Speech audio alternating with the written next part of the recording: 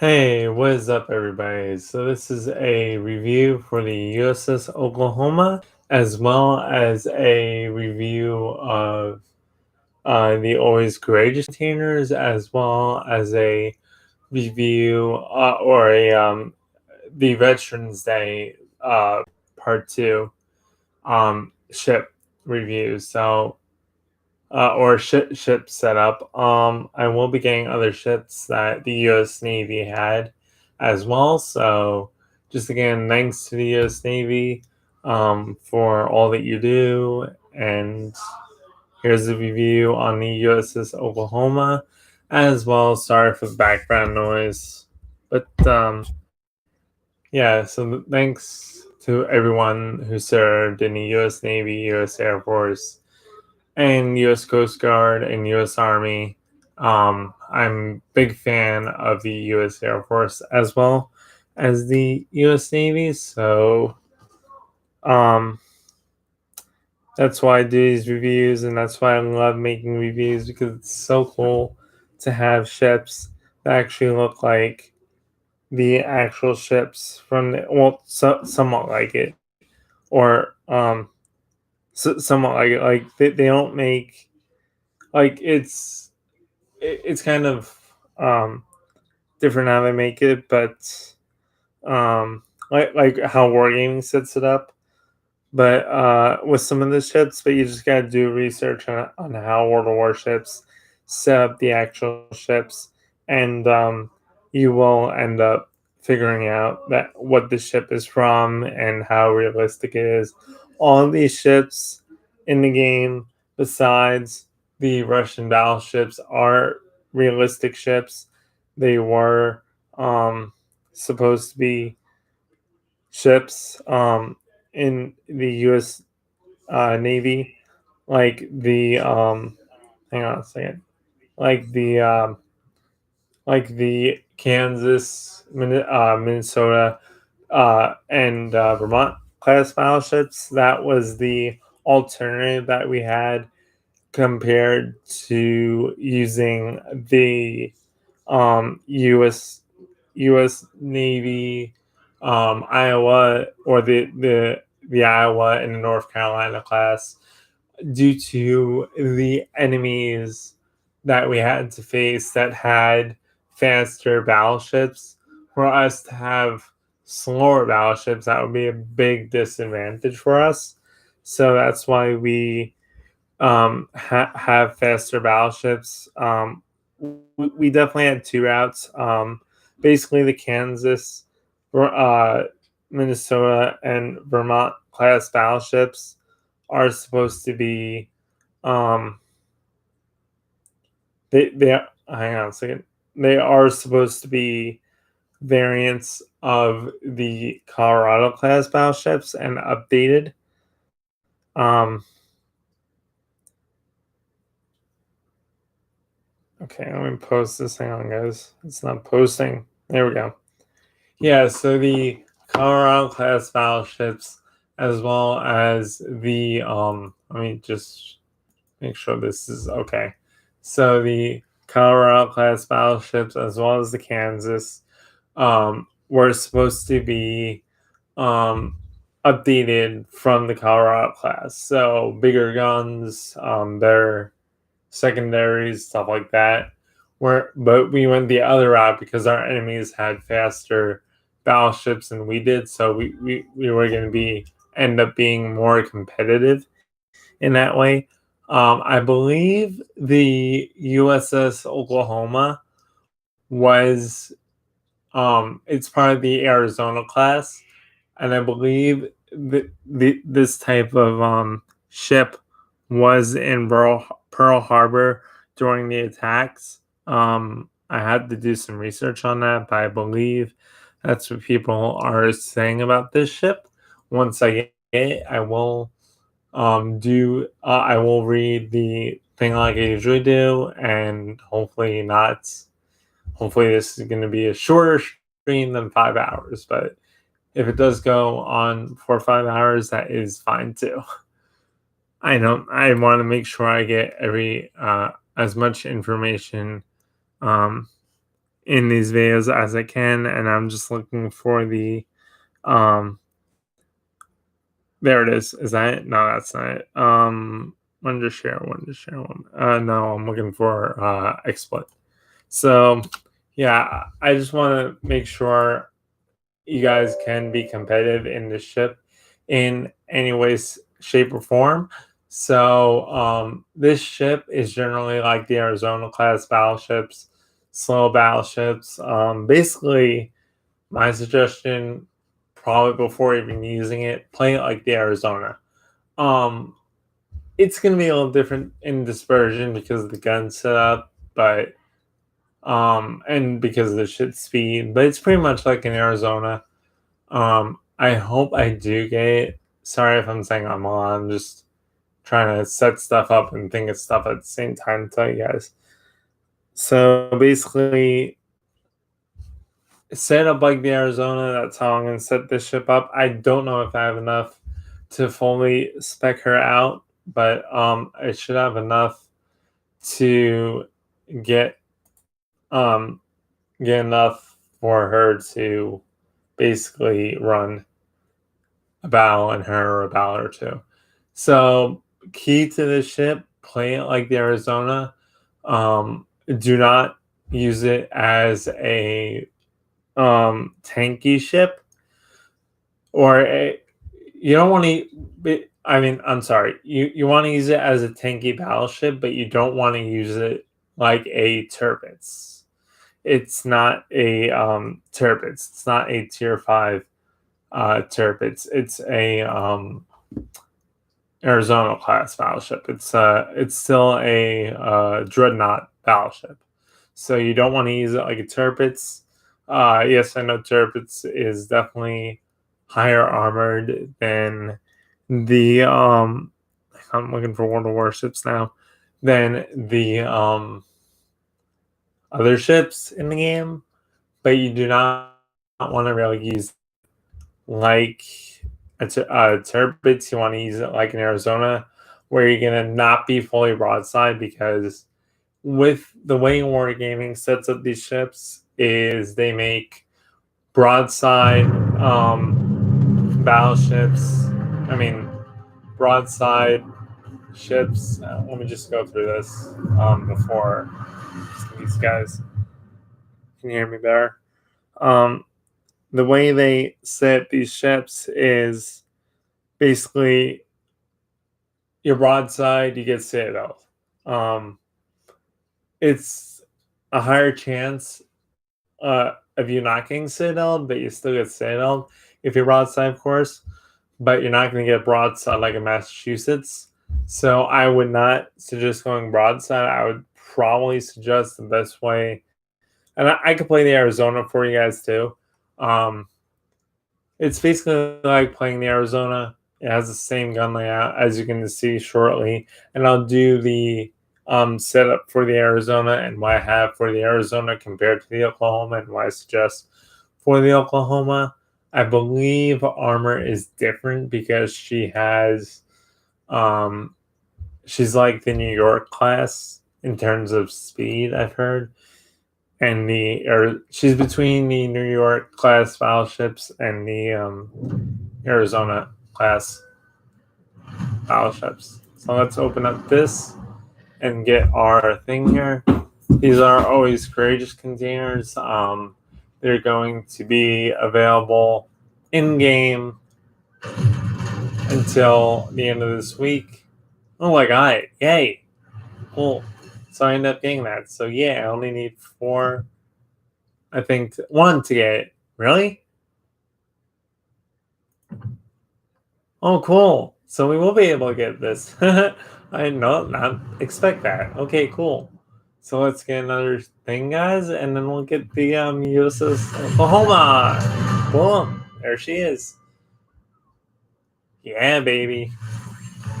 Okay, so we got that. I read these things too. I'm just not going to read it. There she is. In all her glory. I'm done with this. So let's check out the USS Oklahoma and see what the difference is between the two ships. I do highly suggest getting this ship. It's definitely, there she is. It's definitely like the USS Arizona in terms of every sense. The guns are probably different, but it also comes in like a cool. I just can't believe I got this ship. Like today, I was expecting to get at the end of the week. Ooh! They even made two. You get two of them. Wait, what is this? Oh, that's the regular one. Okay, that's the regular. They give you the regular gray. Oh, that's nice. So, guys, if you actually go up, and here's an interesting thing: if you guys actually, most of you guys know this, right? But for those of you who don't, you can get these things here where you can get this is in Oklahoma and this is they give you two of these, right? So here's one of the blue that's blue like this, with the darker deck, and the guns are blue as well like this. Or you can get a ship like, sorry, somebody just messaged me, or you can get a ship like this, or have it like this and then make it black if you like that. I'm probably going to use it like this, just because it looks cooler and the guns and everything. But what I was saying before is like, you see how I have all these things here? This is a mission that you can complete if you're above tier 5. I think you can get these. It's a sort of a container thing that you can complete. I'll check on that later at the end of the stream. Um, what you can, I'll actually check that now. What mission is that? Where you get that? I think it's not this mission. It's.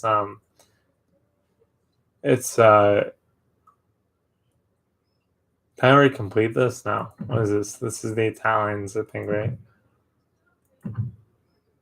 Yeah, this is the Italians. And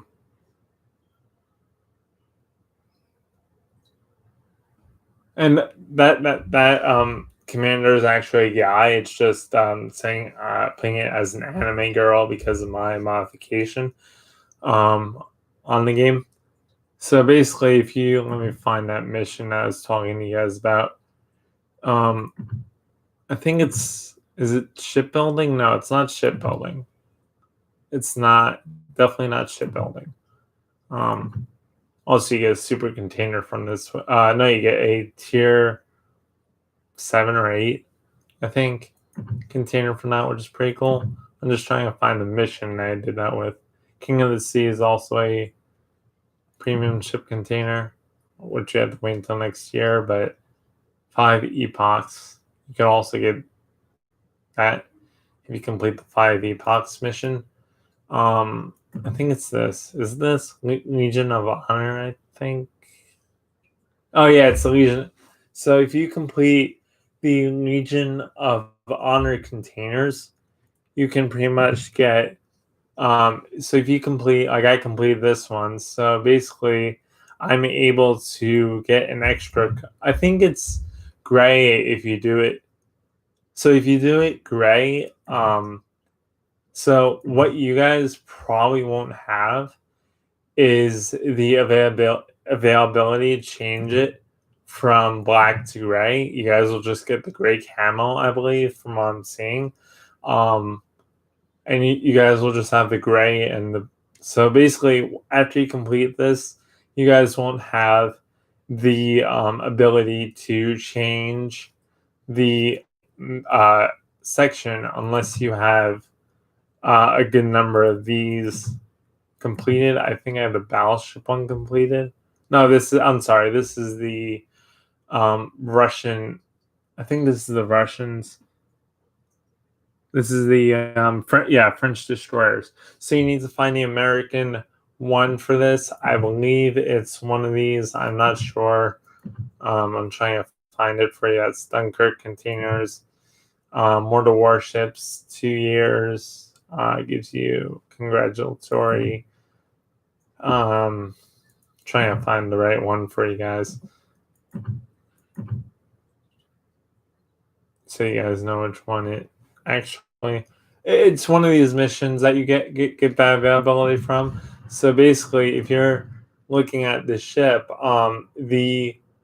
and I got 6. I could upgrade the commander too, which I'm going to do with this ship as well, and set her up like the Arizona.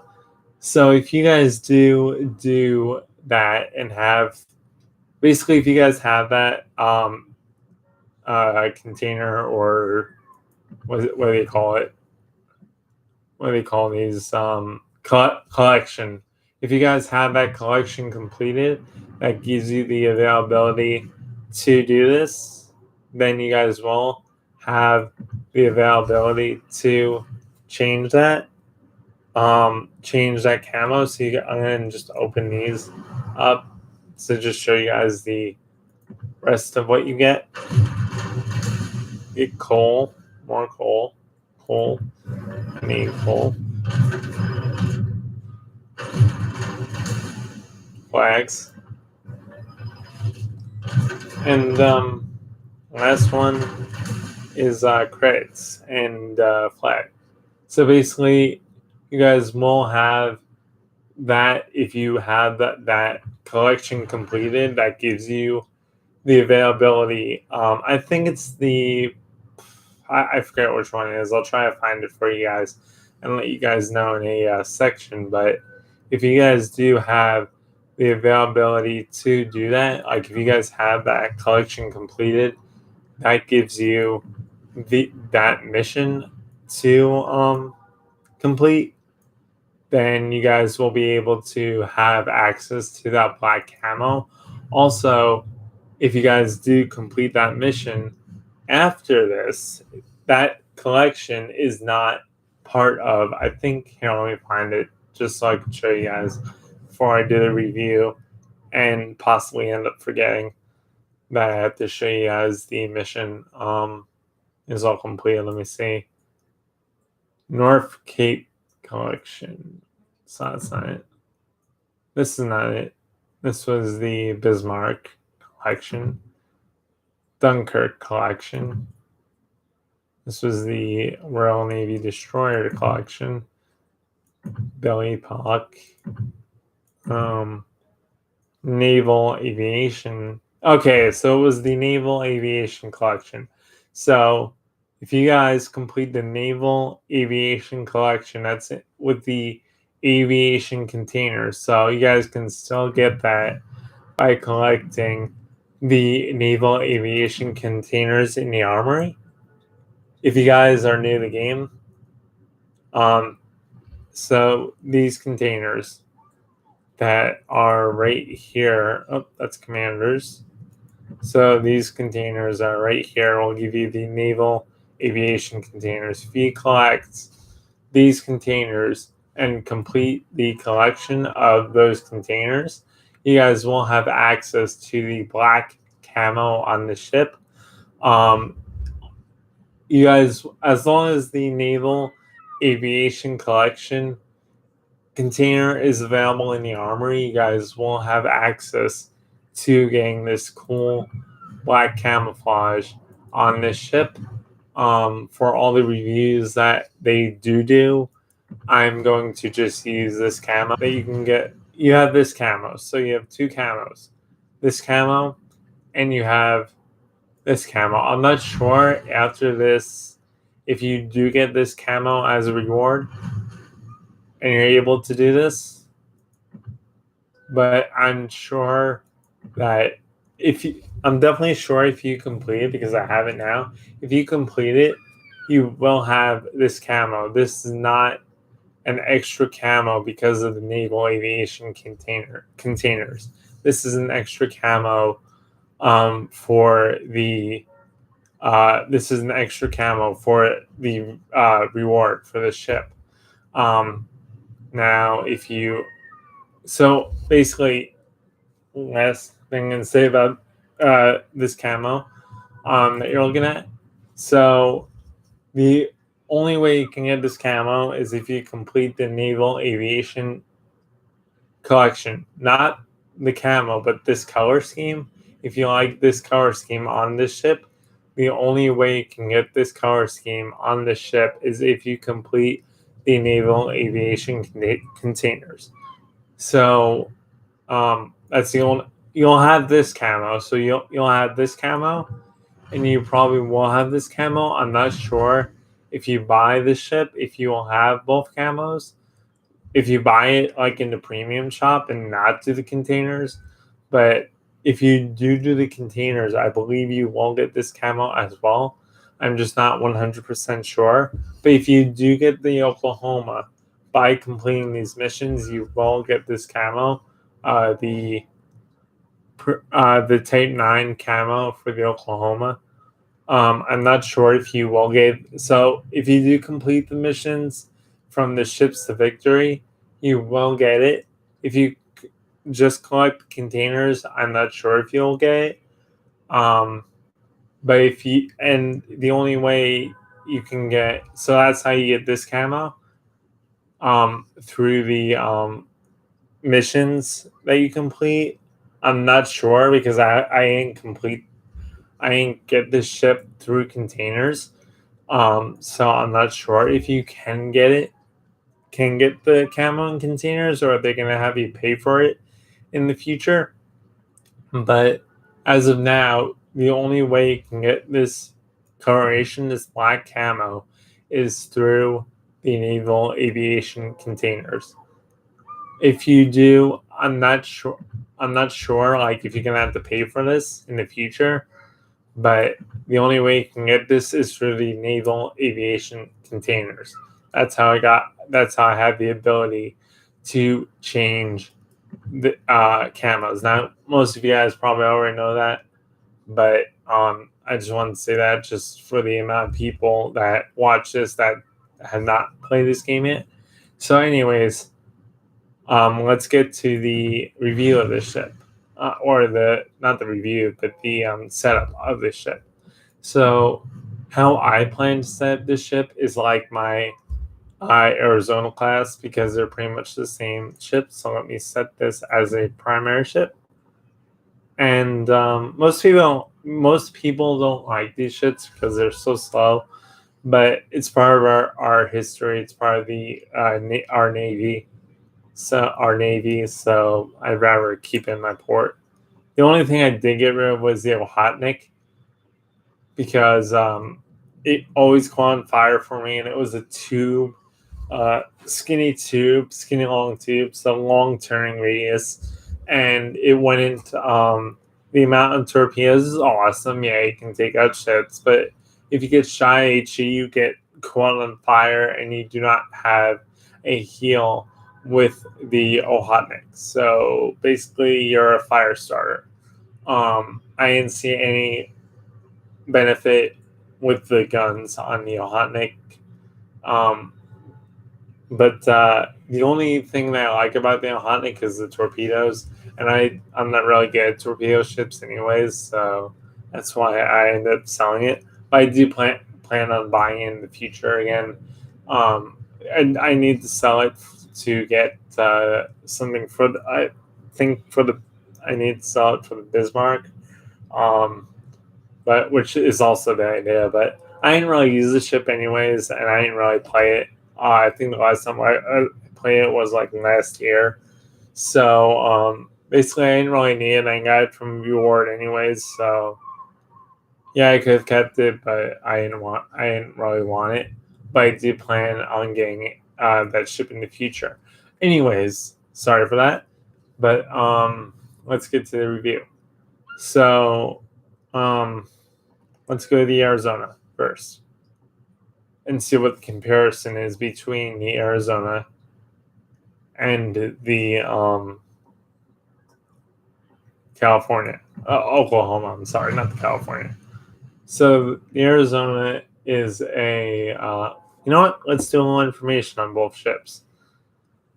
So the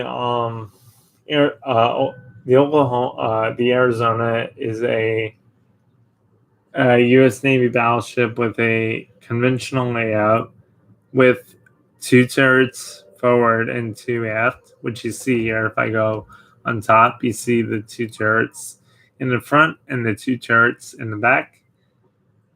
I'm going to go above so you guys can see that. And if I go to the turrets and to aft, her armor distributed according to the all or nothing. So, like I said before, she had all or nothing armor scheme, which means every part of her ships or the vital parts of the ship were covered with tons of armor, and that protected them from pretty much any other ship of that. Pretty much it covered them from every other ships of that era. So it was pretty much the best armor that you could put on a battleship from that tier, or from that era. So it was the best armor on the ship, or it was the most armored ship from that era that we had, despite the Oklahoma. And basically all or nothing, we had the Colorado. We had other ships as well that were all or nothing armor as well, I believe. And I think Japan had one, but this was what we had set up at the time. That worked really well for a little bit. After the New York class, we went to this all or nothing armor scheme for a number of battleships: USS Oklahoma, USS California, USS Arizona, USS Colorado, USS Kansas, USS Vermont, which never existed. But so the Kansas, Vermont, and Minnesota never existed, but they were supposed to be the next generation of the all or nothing armor scheme of that you're looking at currently. So let's go back to the Arizona. I don't know why I just clicked on that, but the Arizona is whoops, wrong. Didn't mean to do that. Let's go to the Arizona actually, which was, where was the Arizona? And this is also an information video about these ships as well. I don't like to make my videos about just the game. I like to add a little information about these ships as well, just so the other people who are not interested in the game or just looking into the game know some information about these ships that they are currently using. Or if somebody's just new to the game and likes history on ships and doesn't know that much about the Arizona, I like to give information about it. So that's why this is going to be a review, information / setup video for the Oklahoma, and I already said the Arizona. So let me get back to the review on this ship. On the Oklahoma as well as the Arizona, because they're pretty much the same class of battleship, just from a different. Well, they're not the same class, but they have the same gun layout, or not gun layout, but the same. They're from the same era, so I think the Oklahoma is a little newer than the Arizona is, but we'll see once we get to the Arizona. Is the Arizona? So the West Virginia was also a class from the all or nothing armor scheme as well. She does suffer a lot more than the Arizona does in game in terms of the armor scheme from what I've seen. But the Arizona and it's tier 6. So I'm just basing it on the all or nothing armor scheme compared to different tiers, how Wargaming does it and sets up the all or nothing armor scheme on these ships. So the Arizona, like I said, is a all or nothing armor scheme concept. She was designed to engage enemy ships at long range. By the outbreak of World War II, the ship received more powerful torpedo protection, which is the side armor. I think this is the torpedo protection right down here. From here down more, that's the torpedo protection. So we see more powerful torpedo protection, or was I? Which slightly reduced her maneuverability. So these ships in game are very hard to maneuver. I do not suggest. Now you could either play, which I'll show you guys as well. You can either play them long distance or short distance. With the Arizona, it's either or. You can play it long distance. She works long distance and short distance. But with the Oklahoma, I'm not sure yet. But she does look like she has the same or less of a gun damage than the USS Arizona in terms of the what's on paper here. So now onto the setup of the now onto the setup of the now onto a little bit of information on the USS Oklahoma. So the USS Oklahoma is a Nevada class battleship belonging to the first series of the U.S. Navy standard battleships. So I'm not too sure yet, but this was, I believe, looks like might have been the second or the first series. It's weird if you do a little bit more information about these ships. These ships were generally set up into series ships, so they were minorly different. So the USS Oklahoma, the USS West Virginia, the USS California were all, but like so. If you see here, like let me show you what I mean. So with this class of battleship, each ship was set up differently in terms of guns and everything like that. So you can see the guns on this ship are the same kind of setup as the USS Arizona.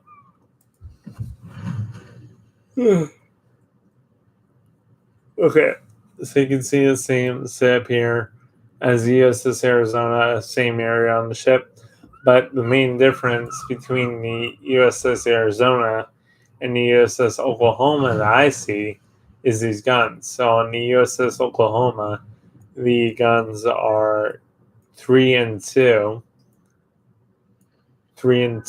turrets. So there's I forget what they call it. There's what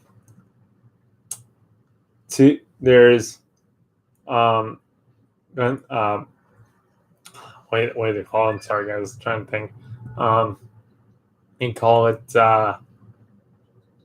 so the main battery guns are two, so you could shoot sorry, so you could shoot basically four yeah, so it's the same setup as in back and the front. Like I said, the main difference about the USS Oklahoma is the guns. You see, I just remembered that. So you see that there's 2 gun barrels. I just remembered that now. I don't know why I keep forgetting that these are barrels. So you see in the front of here that there's 2 gun barrels. It's a 3 gun, 4. It's 4, 5 gun barrels in the front, 5 in the back, and there is 6 in the front, 6 in the back on the USS Arizona. So that's what they mean by series. Both of these ships are the same ship, but different in terms of armor setup and the look of these ships. So this ship might have been more advanced than the USS Arizona was, and it looks like they were made around the same advanced, meaning upgraded. So these ships were upgraded as well in terms of guns. So the Oklahoma would be, the California would be part of a series, the West Virginia would be part of a series, and they would upgrade. So these are all the same ships, basically, is what I'm saying. So the USS West Virginia, the USS Arizona, the USS Oklahoma, and the USS California, if I could find her, are all the same battleship. And the reason being is they're all the same all or nothing armor scheme. But if you see how the setup is, this gun is different. Let me just close this. I'll get to this in a minute. This gun is different than the West Virginia gun is, as well as the California gun is. That's not California. The California right here. So you can see the main difference in guns. Same kind of setup, but same kind of gun setup in terms of where the guns are positioned on the ship and how the setup is in terms of what secondaries are. But it's just upgrade secondaries. This ship was created in California was created in 1921. So this is a more advanced ship than the Arizona and Oklahoma class battleships are. Not saying that it's going to be harder to play the Arizona or this ship is better than the Arizona. It's not. It's basically the same play style. But what I do notice in game is that, which I liked how they did this, was they made the USS California an HE spamming battleship. So basically, you can get a good number of HE fires. It's not an HE spamming battleship, but what I mean is it's a fire starter. You can shoot full broadside and you'll start fires. You'll start like 2 fires. I played the ship as well, and I think I used HE. You can go check that if you want to see a gameplay where I just use HE shells and see how many fires I get. I can do that as well. The West Virginia is not an HE starter. It's basically like the Arizona. It's weaker than the Arizona, though. It's definitely weaker than the Arizona in terms of the all or nothing armor scheme. I think this is a tier 6, whereas the Arizona is a tier 7. Wait, let me see. This is a tier. So where's the Arizona? Tiers. Say no. I'm sorry. This is tier 7, whereas the Arizona is tier 7 as well, and this is tier 5. So basically, it's more of a older ship as you or newer ship. I don't know. Like I said, there's minor differences in each setup. So between this setup and this setup, you see a major difference. Like California has a wider hull to it and the bigger guns, as well as looks like more bigger secondaries, whereas the West Virginia has the same secondaries or smaller secondaries. That I think it has the same secondaries or a little bit longer gun barrel on the secondaries, but it has different secondaries than the California does. So, anyways, let's get back to the review on the Oklahoma, and this can benefit you guys as well if you have most of these ships. You know generally how to play them, and it can. And if like somebody has the Arizona or the Oklahoma, and you have higher, if you know how to play the Arizona, and you know how to play these ships, it's better to know. How do I think? It's better to know how to play them than rather not knowing how to play them. I highly suggest definitely because definitely suggest playing these ships as well. Yes, they are slow, but you are going to have the advantages of if you do verse this ship, you know its disadvantages. You can blow it up easier. Um, but yeah, so pretty much it's the same. All of these ships have a different armor. No matter they're all or nothing, but they're all from a different era.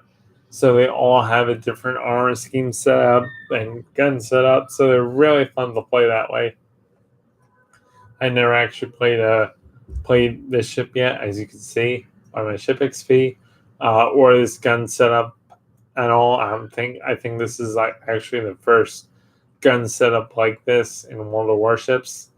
But I highly suggest using this line of battleship because you know the advantages, you know the disadvantages, and if you're low health, like I seen something where this uh, Anchorage thought he can go straight up against a Kansas, go fully broadside, and then drop torpedoes and end up killing or possibly um, killing the Kansas. No, because you have the majority of if you're shooting from the front of the ship, so if you're shooting torpedoes from the front of the ship and you're going full broadside, you want to kill this thing, and you underestimate its armor, you can die from it because these ships also have a high AP shell damage,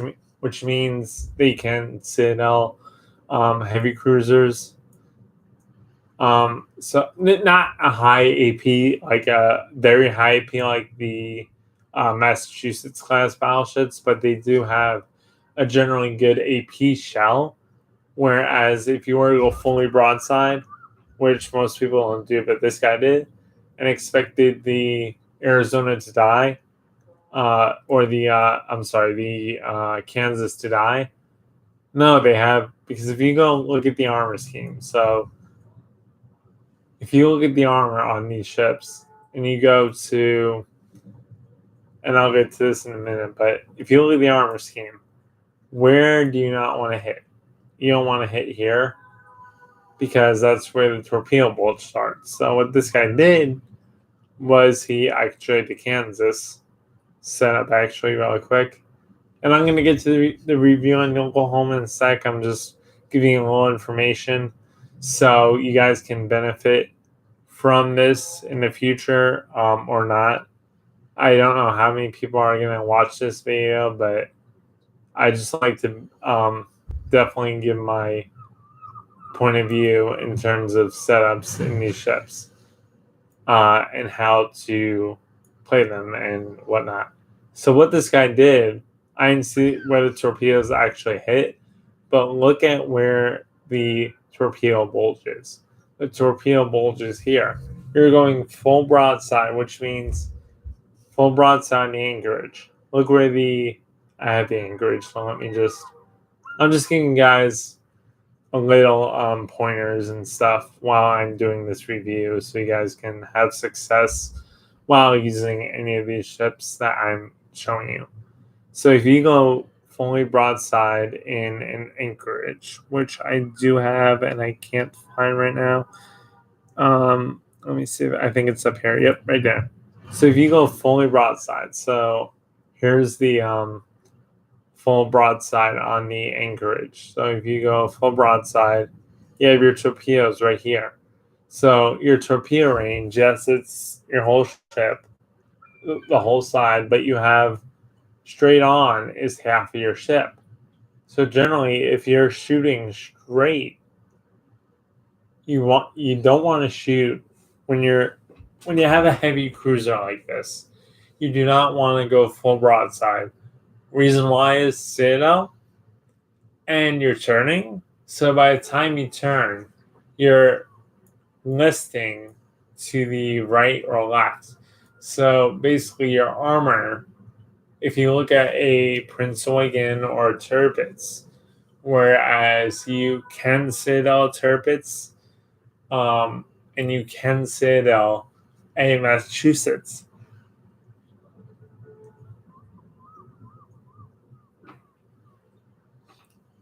You can Citadel a Massachusetts, and you can Citadel Tirpitz.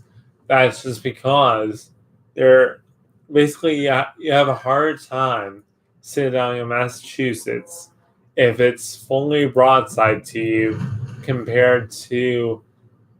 So if you basically turn your ship and you fully turn it like the Anchorage did. So if you fully turn your ship, let me just show you something real quick.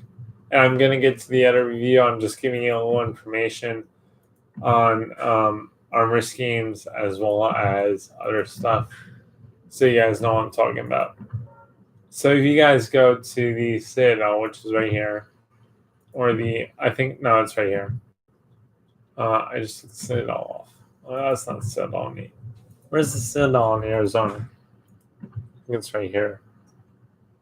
That's Citadel. So if you guys look here at the Arizona's or the Massachusetts Citadel, I'm sorry, the Citadel is right below this armor. So if you go there, and let's take away this. Let's take away. Is this Citadel? I don't know. Armor thickness. So no, so that's armor. Let me take that off. So this is your Citadel. So basically, your Citadel is underwater, but if you move broadside, so your Citadel's Whirlwind, right? Now, if you move broadside to an enemy and you're turning, the way you're turning is the way you're moving up on the target. So if you're basically shifting your armor. So this armor, the Citadel armor, is now vulnerable because you're turning to. I do circle fights sometimes where I circle the enemy and we do circle fights where the enemy's trying to outcompete me in speed. But I can't turn. I do that sometimes with the ships if it's a destroyer, but I don't do it as much with battleships just because of that advantage that the other enemy battleship has on the ship and the way the armor is on the ship. So if you turn full broadside and your armor is not like, let's say you're going straight, so you're going straight towards the enemy, and you turn. So the way you're turning, the way you're pushing the water against your ship is the side that's going to be up. Due to the pressure of the water, the ship you're pushing the ship to the left, so the weight is shifting right on your ship. So the armor is shifting as well. So if somebody shoots you like a Yamato, easy Citadel, I'm just doing a Yamato as a basically an easy comparison because a Yamato can basically destroy a ship anyways. But let's say Yamato's big gun. So you have a Yamato, and you're turning to shoot at the Yamato, so you're trying to get a Citadel, and the Yamato is trying to get a Citadel. You're going to have disadvantage by turning because your armor scheme now. So, yeah, you're going to get Citadel from the Yamato no matter what if you go broadside, but if you go against another Massachusetts, let's say, and you have the same armor scheme as the enemy Massachusetts, and you're going like full broadside, and you're turning, and he's turning too, he has a higher advantage, and so do you, against each other. But if you do like a destroyer or a Anchorage or something like that, whereas perfect John Bart, let's say. So if you're turning and you're in a circle fight and you're trying to get behind or getting him so you're circling each other and you're trying to get a good shot on him and he's trying to get a good shot on you. you have a harder chance of hitting his citadel by turning to where you have a. So basically, you have a harder chance of him turning to get on the backside of you, as he has a lower chance, a higher chance of hitting a citadel on you because of the armor scheme. So basically, a good majority of this, you see where the um, section is, right? So you see this now. This is still below war line, but if you're turning, the ship is listing, so it's listing to the left. It's putting its weight on the left side of the ship or the right side of the ship. So the opposite way that the way that you're turning, it's putting the weight on the other side of the ship. So all this Citadel armor now is vulnerable to ships like not Dunkirk, but John Bart, and you will get Citadel that way. Same thing with any other ship that you play that has below waterline. So if you find that you go straight, so the way to play the Massachusetts is go straight and don't get into circle fights unless you know you're definitely going to kill the ship. But as back to the Oklahoma, same kind of thing. Don't expect. Okay, so if everybody's hanging on the ship, like let's say 40-second reload time, which this ship has, unfortunately. So you have a 40-second reload time, and you are not doing well. So you have a 40-second reload time, like the Kansas class battleships, but you're less of a tier, so you're weaker armor. So you have 40-second reload time, and you're trying to get on a ship, and you can't get on the ship. Do not turn and expect not to get a citadel, or do not turn. Okay, so if you have 40-second reload time, so if you're trying to, and you know that, but know that you can't go fully straight on this ship and torpedo because of you can, but most likely you're having a higher chance of that armor scheme being penetrated by that ship, by the enemy ship. You have a higher chance to penetrate his armor scheme when he turns than he does by torpedoing you. Because you're going straight, you're not turning at all, you're not listing the armor, which means you're not. Let me just see if I have all the armor. Okay, that armor is in there as well. So you're not turning and you're not shifting the armor on the ship or shifting the ship so the armor is angled differently. If you do that, you will most likely die. That is a bad move for you to do with these ships, because you don't know. I mean, if you know that it has 40 seconds and you know you can get in there and then get out of there within 40 seconds, fine. But if you do not know that and you don't know the real time, you're going to end up having a citadel on the ship that you can't heal if you go straight into a ship or straight into a ship that has a 40-second reload time when you think it has a 40-second. So if it just shoots and you think you can get in there and do damage, but you still got to worry about your armor compared to the ship's armor. So if you think you can penetrate this front within 40 seconds or less than 40 seconds, then do it. But if you don't think, like if a ship shoots, it's counting down. So you have 40 seconds.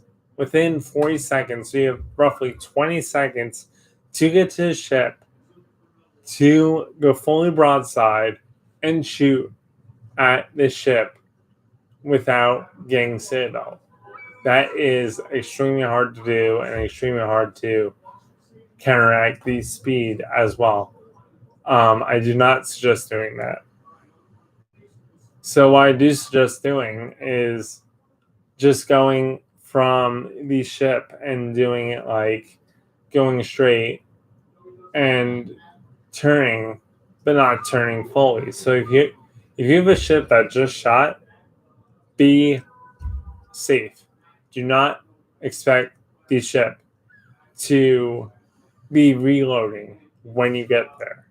Because if you do go fully broadside, most of the time you will get shot and you will die because of just how your ship is and how the angle is compared to the ship's guns and how the armor is on the ship. You will die. You might not die if you go against an Oklahoma, but you will die if you do go against a Kansas in a Anchorage and you go fully broadside. And you have and being that the guns and it depends on where you hit too. So basically think of this. You have a heavy cruiser. Yeah, the Kansas isn't the best ship out there, or it doesn't have the biggest guns, but it can still do damage to you. Now think of by the time you get in there, turn, give yourself time or angle as you're coming into the target. Because if you go fully broadside, chances are you're going to die. Because of how the gun in real time is. So think of it this way, by the time you get to the target, so if you're 10 kilometers away from the target or 20 kilometers away from the target and that target just shot, he has 20 seconds by the time you get to the target to by the time he shoots you and by the time your armor settles back from when you turn. So what I'm trying to say is do not go fully broadside in front of these ships because they will do damage to you and they will citadel you. Anyways, back to the armor scheme as well as the information.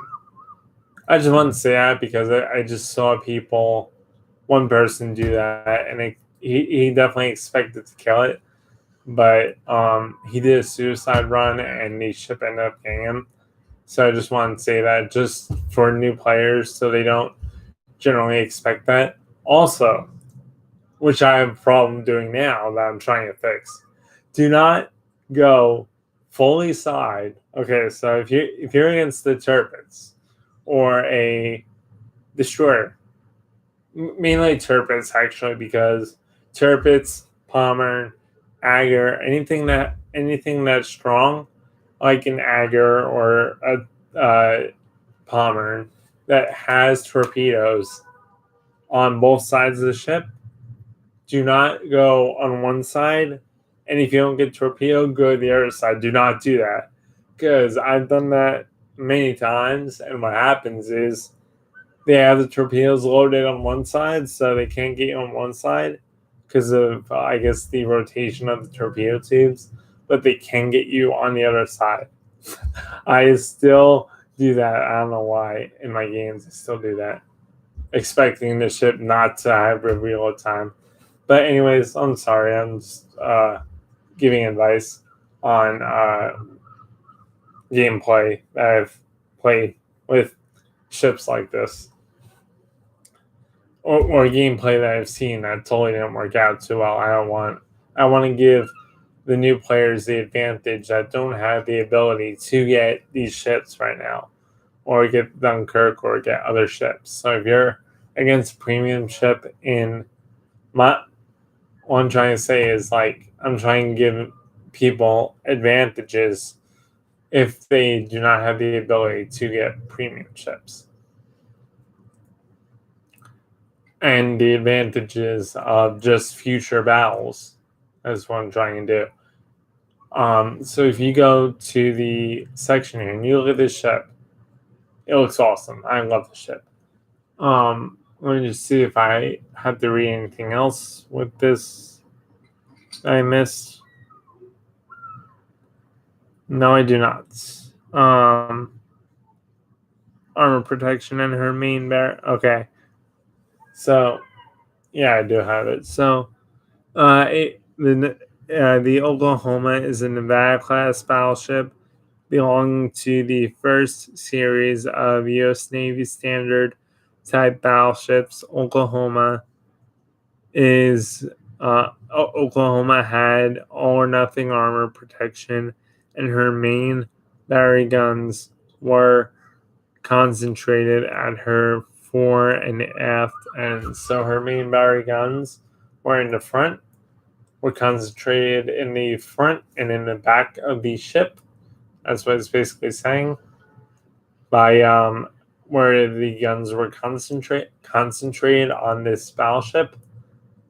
So now we'll get to the armor scheme basically of the ship, and I go through all the armor. So here's the front armor scheme. Here's the front armor, which is 19 millimeters compared to the compared to the Arizona, which is 26 millimeters, compared to the West Virginia, which is 26 millimeters. So it's weaker than the West Virginia in terms of armor in the front. I think you could still tank with it. I'm not too sure because I haven't played her yet, but yeah. So 19 millimeter fore end armor plating right here in all the fronts. So that goes until here. So you have 19 millimeters here until the plating on the side, until the basically the torpedo bolt starts, or the torpedo protection area starts. So you have 19 in front, where it's highlighted, and you have 19 on deck. So your whole front's 19. Your side armor here on the outside of the ship is 19. Your side armor, top armor here, so not the superstructure, but the side armor plating on top is 19. So the armor on top right here okay, so that's this armor right here. Let me see if I'm missing. Oh yeah, I am missing something. Okay, good. I got that back on. Let me see if I and armor too. And yeah, that's it. So all the armor loaded. Okay, good. So yeah, this small area here I'm talking about. So this armor right here is the plating on the side here. That's right below the deck. Is 19 millimeters, just like the front and top of the ship in the front. And you get also 19 millimeters in the front, in the back as well. So you get 19 millimeters in the front, 19 millimeters in the back, in terms of deck and side aft end and fore end armor plating. So you get 19 millimeter fore end and 19 millimeter aft armor deck. So you get 19 millimeter in the aft and fore end of the ship, which I just showed you here. And so you get 19 here in terms of armor setup, 19 here, 19 here, and 19 down here as well. And on here you do. Right here, here, and here is all 19. And as well as right here. So right here, the places that I'm highlighting right now are all 19 millimeters. And then you go below a little bit, you go below the 19 millimeter armor, and you have 25 millimeter armor on both sides of your ship. And then you go to the torpedo side plating, and you had 25 millimeters, just like the top plating here. So 25 here, you had 25 here, and then if you take that off, which we will do now, you have more armor under that. You have a 343 millimeter armor thickness, as well as a 273 millimeter and a 51 millimeter armor thickness on this ship on the side. So now you go to the superstructure on the ship, and you have a 13 millimeter superstructure in terms of the thickness of the armor, and a 19 on the deck of the superstructure. So the top here, you have 19 on that, and on this you have 13. On the superstructure is 13. On the deck of the ship is 19. So the full deck of the ship here is 19. So the whole deck of your ship is 19 millimeters. And now we'll go to we'll take off the superstructure. Actually, this is also part of the superstructure right here, which is 13 millimeters. The light green that's highlighted from here, here, here, here, here, here, here, that's all 19. So now you take that superstructure off, and then you go to the guns. Let's go to actually the guns so I can take the guns off next. So your guns are the frontal plate on the gun is 457 millimeters in terms of armor thickness. The top plate on the gun is 127 millimeters. These armor thickness on the side plating on this gun is 254 millimeters.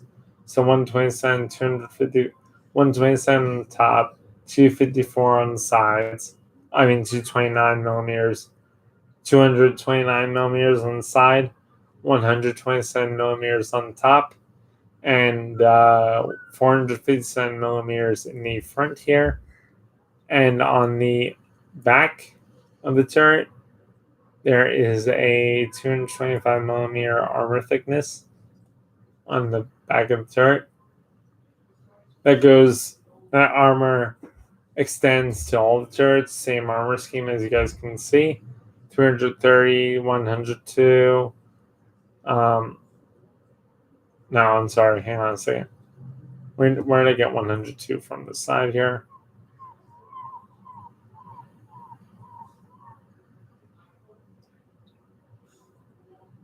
Okay. No, sorry. I didn't mean 102. I meant so that's the gun armor that I just showed you guys is throughout all the guns. That's the same armor if you go from the front armor, like the back armor, the gun itself has the same armor scheme as all the guns on the ship. So all the guns on the ship have the same armor scheme, and the barbette armor is 330 millimeters, and the barbette armor on all the guns is also 330 millimeters as well. Where did I get 102 from? I'm trying to find that. Oh, there we go. So you also have a top plate on this gun, which is 127 millimeters. That's where I got the 127 from. Like I showed you guys before, it's all the same. Let me just show you guys real quick. So it's all the same armor on all the angles, what gun you look at. So all the guns have the same armor scheme on them, no matter back or front, no matter where they're located on the ship, they have the same armor. So now let's take off the guns on the ship and let's go down to the below deck setup. So below deck, you see a Citadel here, and we'll also take off the front armor if I can. No, that's part of the Citadel. Actually, that's part of the. Actually, I think that is. Hang on. There we go. So now you go to Citadel armor, and now you go to the deck armor below the deck armor on here. So now you're going below the fore and aft and armor on the deck. You're going below that, and you have the deck of your casemate armor. Your casemate armor on the ship is 127 millimeters, just like the top of the deck up here. No, I'm sorry. Just like the gun. Trying to find the gun. I'll get to one more thing that I forgot. So just like that, you get 127 on top. You get the same armor under that. So you get the same armor on the gun as the casemate. So the casemate and the top of the gun have the same armor on this ship. As you can see, I'll put the guns on again. You can see the top plate on this gun is 127 millimeters, as well as the top plate on this ship is 127 millimeters, where the top deck armor on the casemate is 127 millimeters as well. So the top plate on the gun and the top plate on the casemate, or the top of the casemate armor is 127, and the top of the guns are 127 millimeters. So you have the top of the casemate's 127, and the top of the guns on this ship is 127 millimeters. Now you go to the side of the casemate, and you get to 343 millimeters on the side, on each side of the armor here. You have 343. And then you go below that, and you get 273 millimeters, which can shift, and you might, at some cases, hit that armor. And then you go below that, you go below the casemate armor, and you have the vital ship part armor. So this is protecting your gun batteries, your armor, this is basically protecting the engine room and the shells and stuff, that if a enemy shell would go through the armor, and this armor basically protects the shells, the gun shells from exploding. So you get a 51 millimeter protection. So you get a 51 millimeter protection on this armor, as well as Citadel torpedo. This is your vital part.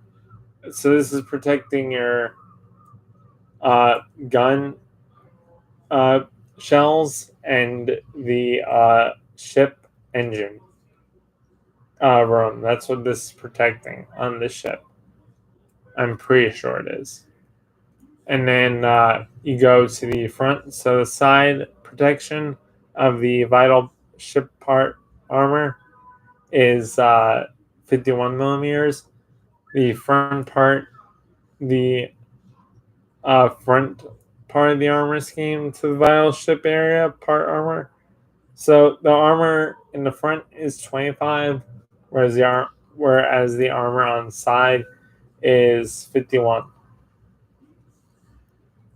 So that's protecting the same thing from the front of the ship, and the side of the ship is So this armor right here that you see is protecting the armor, the gun shells, and the your engine room on this ship. So if you take this off, so if you take the deck off, the casemate armor on this ship, if you take that off, since we already talked about that, then you see more armor here. This is your Citadel armor deck, which is 38 millimeters, and your Citadel afterward ship is 330 millimeters, as well as the same on the other side. So the deck of the ship is 38, and the side of the ship here is 51. So that angle there, that's a good thing to show.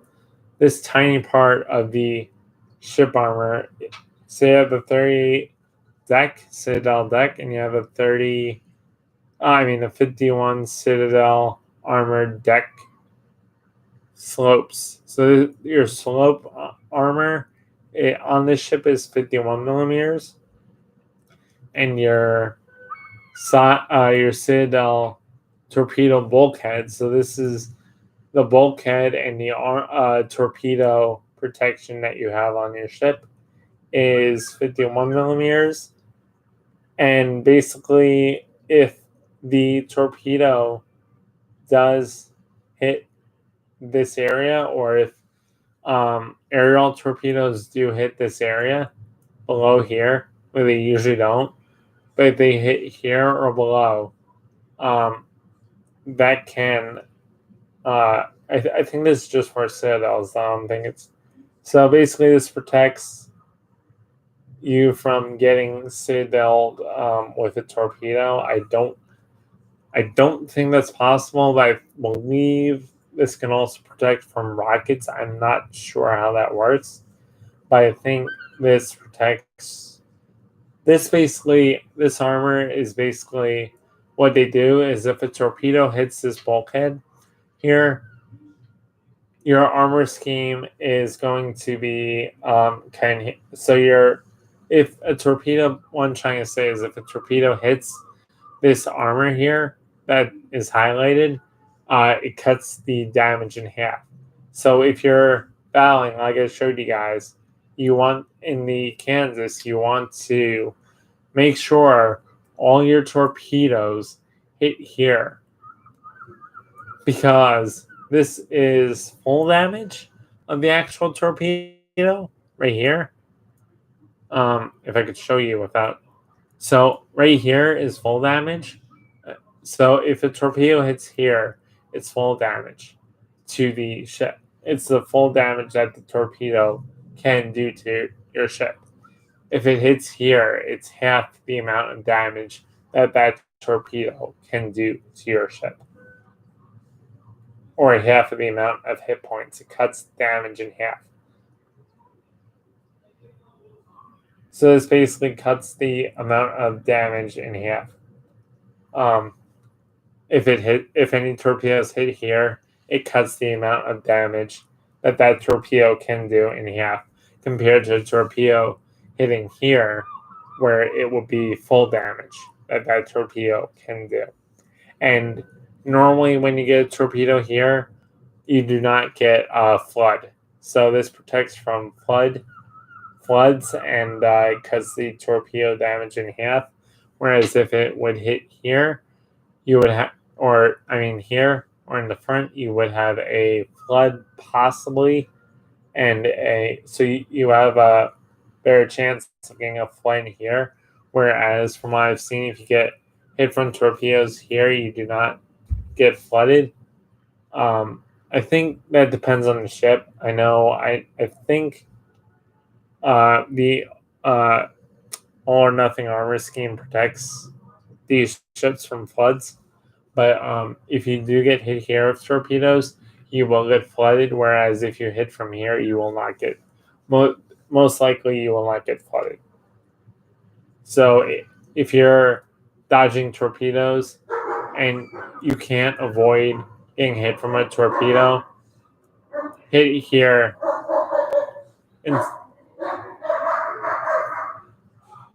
So if you're going against the torpedo ship, make sure the torpedoes, or if you're going against the destroyer, make sure the torpedoes hit here rather than where it's not highlighted, because you will get flooded. If you have a higher chance of getting flooded here and here if the torpedoes hit here than if the torpedoes hit here. You will not get flooded.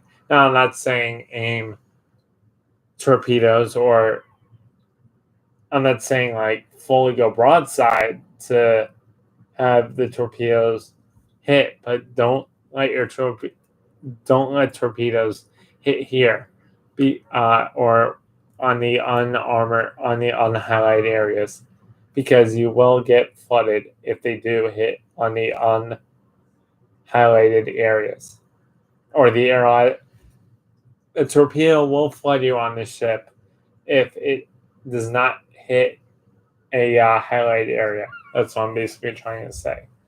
I think you will get flooded. You will get flooded if you hit here. I'm not sure 100%, but I know there is a higher chance that there is a very high chance that if a torpedo hits here, you will not get flooded on the side. So if it hits anywhere on the side, there is a very high chance that you're not going to get flooded, and it's going to cut your torpedo damage that you get from that enemy torpedo in half. So now let's get to the armor under this. Or is there? No, there's no armor under this. Well, that was easy. On I guess better ships like the Anchorage and the Kansas, there's a higher amount of armor, I guess. So let's get into let's get into the commander skills now and the modules on this ship. So, like I said before, I'm going to set the ship up like I did with the Arizona. So even though I think it's the same tier lower, I'm going to set if I can, I'm going to set the ship up like I did with this ship up like I did with my Arizona, because I can play my Arizona well, and it's basically the all or nothing armor scheme. So let's check that out on the Arizona right now. Okay, so the Arizona, I always do this, and it's right next to the actual ship. Hang on a second. Let me find the Arizona. There it is. I always go looking for it. Meanwhile, it's right next to the actual ship. So if you go to the Arizona, let's go to the Arizona and see what I have. So I have an extra thing here, so I'm not going to get the steering gears modification. I'm going to opt for secondaries, and that's just because the destroyer advantage and the destroyer advantage you have. So basically, how I look at it is, if a destroyer is coming to you and you have a 40-second reload time, and I think it's a 20-second reload time if you change your shell type. I think it's 20 seconds if you change your shell type, and 40 seconds for a full reload. Yes, you want to try to do the same thing as the Kansas with this ship, but I'm not sure. I gotta test that, because I have to test that on the armor on the ship as well. If that setup, if that gameplay will work for her, I'm not going to use this ship as I wouldn't. You can use it as a coastal battery ship. I just don't know if it was used for that. I don't think it was used for that, though. I know the bigger ships like the California and Kansas were. I don't know if the Arizona was generally used for that coastal battery fire. So basically, that's what I would do. So basically, I'm going to set up the same way. just to have a higher chance of getting destroyers dead. Having just to have a higher chance of preventing destroyers from torpedoing me or getting close to me and doing damage to me. So we're gonna go. Oh, artillery prowling room 1. I might want that too. So we're going main armament. I think we're going main armaments, right? Let me check. So yeah, we're going main armaments on the Oklahoma. So we're going to go main armaments 1.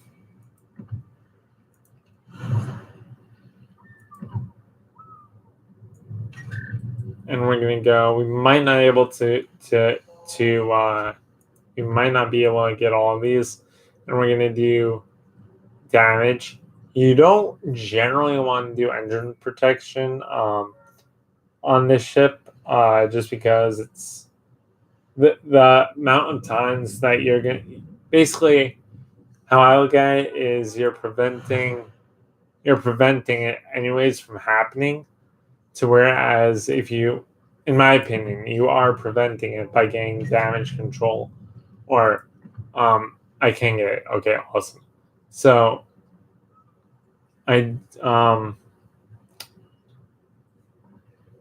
yeah, I am actually going to get, let's see, this is traverse. Did I do secondaries for this? I'm gonna try it without I'm gonna try to get secondaries for this instead of doing the traverse speed. Just because I don't want destroyers like right next to me. So I'm gonna get what is this artillery prowling main battery firing range? Okay, so here's a good thing to look at as well. If you want to use these ships as a long battery firing range, now I don't know if you can do that with this ship yet because of the dispersion, but I know you could pretty much do that if you do not. I know you can do that with the Arizona, the main battery flying room. I don't know if you can do that with this ship, but I would probably recommend to you guys to do the secondary battery firing range and not the main battery, because you have a 40-second reload time. I'm going to go into the survivability. I'm going to go into the captain and then the survivability, as well as all this other stuff after I did captain. So if you basically, how guy is, you have a destroyer coming at you. You have a 40-second reload time. You just shot the destroyer. That destroyer is going to be at your side in like 2 seconds. So either that destroyer will shoot you, which is one thing that could do, torpedo you, which is another thing it could do, or double torpedo you on both sides, which is a majority is something to look out for as well. So it depends on you guys. Like, do you want to use this ship for? So if you want to use this ship for long range, go for artillery flying room modification 1, because you're generally not going to be running against destroyers unless they know you're all the way a far distance away and they want to kill you, or they're aiming to, or their mission is to kill you. Then you don't need to get main battery, secondary battery, because you're not going to be near destroyers. But if you want to be closer to the battleships, which I think I'm going to go with secondary battery for now, and then go for the other one later if I need it, because right now I don't know what the setup is for the guns and how bad the dispersion is on this, or how good the dispersion is. on the ship in terms of the guns and the secondary guns. So I'd rather have a destroyer get unlimited. I'd rather have extra range on my secondaries so I can knock out a destroyer easier with my secondaries than have longer range and have to wait 40 seconds just to shoot a destroyer. It's just more of an advantage if you have longer secondaries rather than a longer range. Now, it depends on if you want to play a ship. I'm not going to switch this because of the amount of money that I have right now. But or I could just sell. I could probably just sell a flag into it, but I'm not going to do that on stream. But if you want to, you can have these two. I would highly suggest you use. I wouldn't suggest using this unless you want to be competitive and you want to be in the middle of the action. And yes, I would use this, but I would highly suggest using this or this. The USS Arizona is pretty good with AA, so I don't think I need AA as much right now with the games I've been in with the Arizona. But that is a benefit to have that. Also, that extended range. But I mean, it's extended range on your secondaries as well. So if you want a 5% or you want a 20% secondary battery. Now, yeah, your secondary battery is going to disperse a lot more because it's farther shot. But the amount of times where your ship can engage with an enemy ship, the more your ship can engage an enemy ship, the better. So if your ship is shooting secondary guns more often than you're shooting, you want to be always, you want to be competitive. So this, I don't think, if you're battle brawling with this ship, this is what I would go with, the main battery modification 2. If you want to defend from destroyers, get secondary battery 1. And if you want to just go long range, if you want to shoot long range at ships, if you find this ship really slow and annoying, go artillery applying room 1. Although I would not suggest this because you have a 5% increase firing range. This is going to be more accurate than this, but this is going to do more damage than this. So the secondary guns have the secondary battery modification 1 has a higher chance of doing more damage than a artillery applying room 1. And that's just because of the increase. It's basically the increase of now. It's basically the amount how you look at it. So if a destroyer is coming at you, and you're going against a ship, and the amount of time by the time it takes your secondaries to reload, your ship, you have a higher chance of that ship being right next to you if you go with artillery applying room 1 rather than doing secondary battery in terms of a destroyer gameplay. So that's why I chose secondary, because this is the best option for what gameplay I plan to use this ship for. So now let's go to the captain skills of this ship. So I'm using the ship as a secondary battery ship, a secondary battery firing range ship. So I want to. So I'm basically using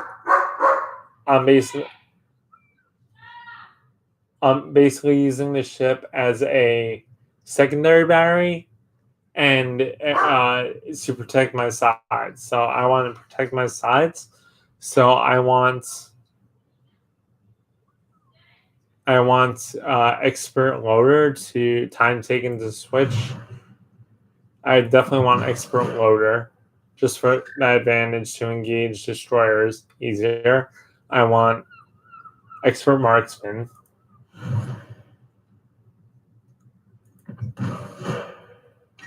And I want secondary basic firing training. Also advanced firing training eventually, but I don't want to go from adrenaline rush. Basic firing training is going to be because basically it's cutting down the reload time. So if you have this is your attack, so you're attacking a destroyer. So you're having an expert loader, whereas it's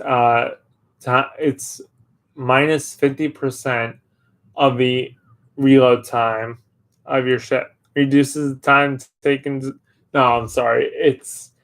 It reduces the time by 50% to switch your gun to switch your shell type. And the reason why I got this was because look at the if you go, it says increases the traverse speed of the main battery guns. Hang on a second.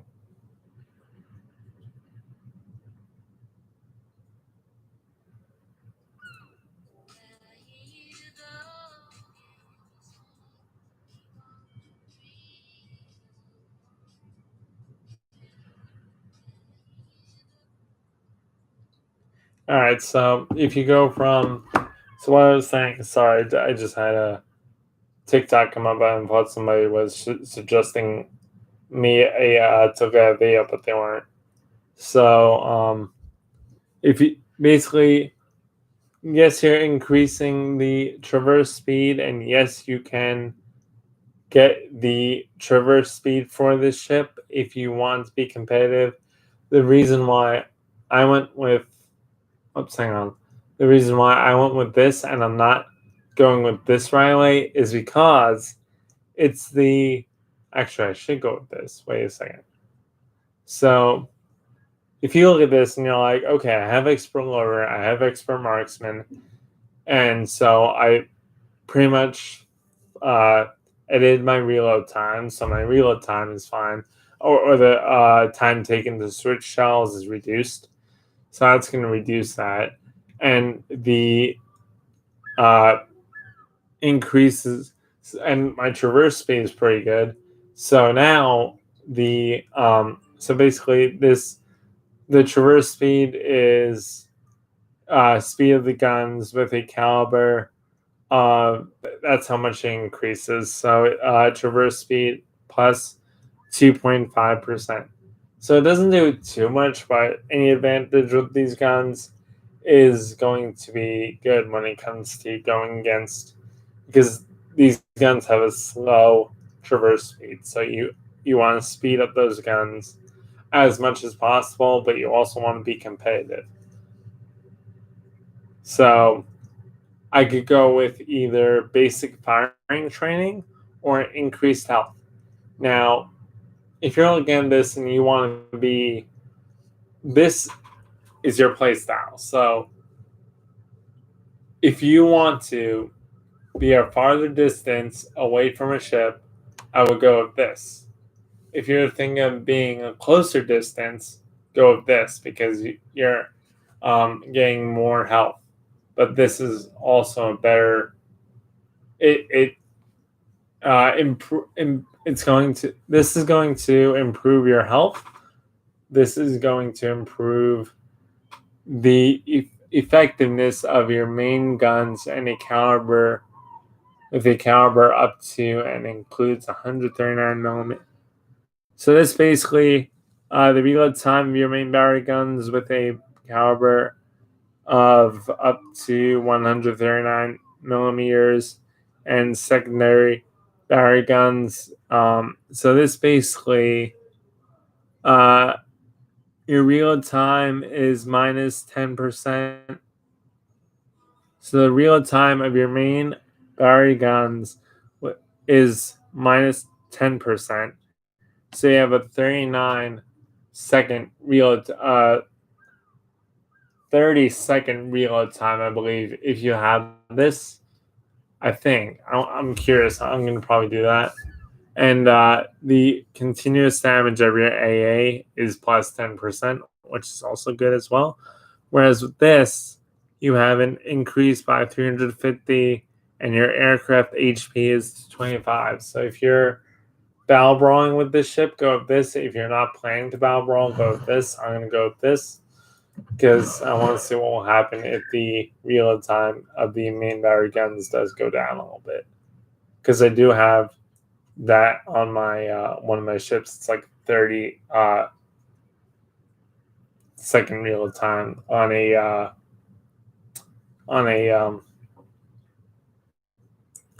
not the Arizona, but the on one of my ships, it's a 30-second or 40-second reload time with my California, I believe. So let's see what will happen with that. So now we go to the armor layout. Not the armor layout. I already did that. Survivability of the ship. So I could have increased the health by 350, so it'd be 600 something.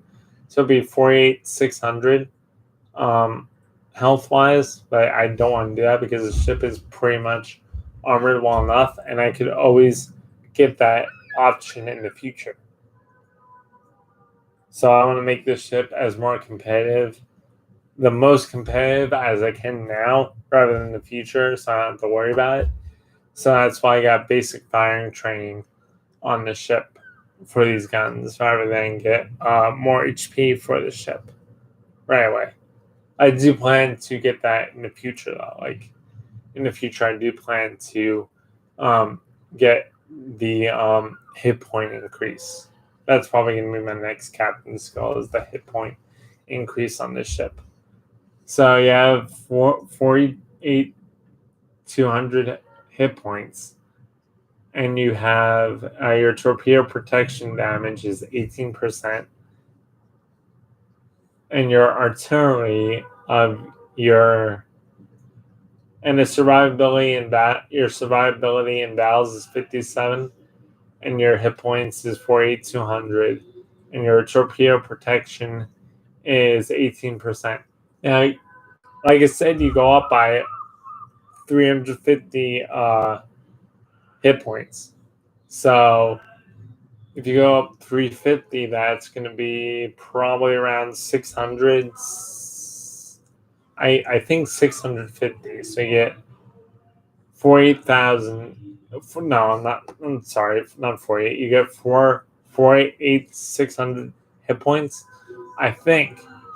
Now, the part 2 of this video is going to be in a couple weeks as well, once I get used to playing this ship. So that's going to be in a couple weeks as well. I'm not sure when, but that's going to be in a couple weeks. I'm not sure when, though. It depends on how fast or how good I am at playing this ship. So your main battery is 356 millimeters with a 4/4.5 MK.9 mounted in a turret. Not sure what that means, but there's the info for you guys. So you get 2 turrets in the front and 2 times 3 turrets. So 2, I guess they mean 2 turrets, or 2 times 3, 356 millimeters on your main battery shell. I'm not sure what. Wait.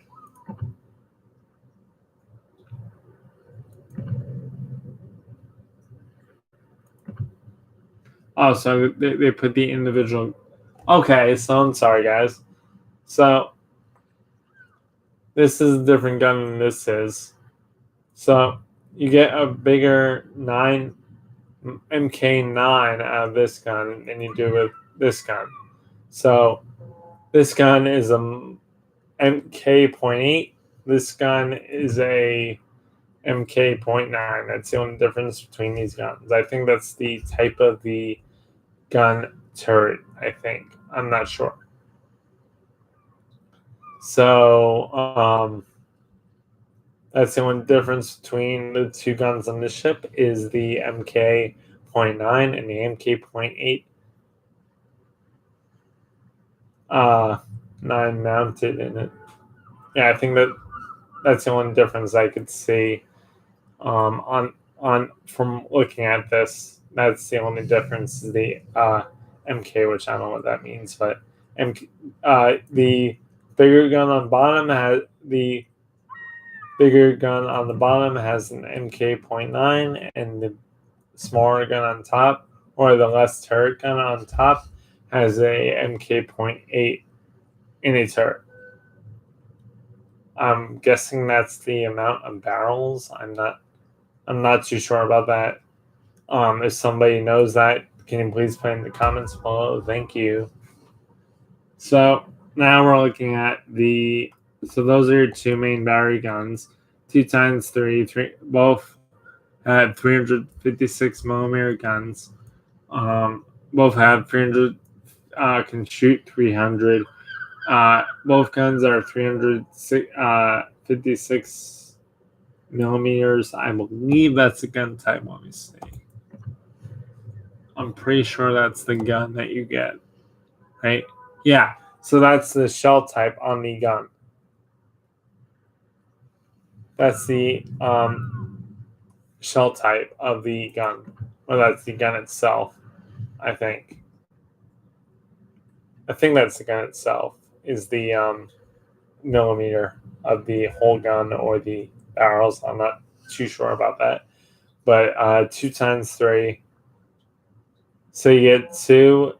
I think they're talking about this up here. So you get two barrels up here and three barrels down, gun barrels down here, and then you get for your secondaries. Your secondaries can, I believe, shoot AA guns, shoot AA shells as well. Let me see. Let me go to the main battery firing range. Secondary.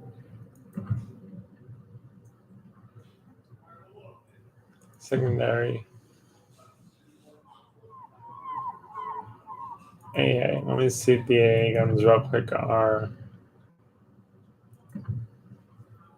Okay, so now some ships can, but oh yeah, no, I'm sorry. This ship does shoot.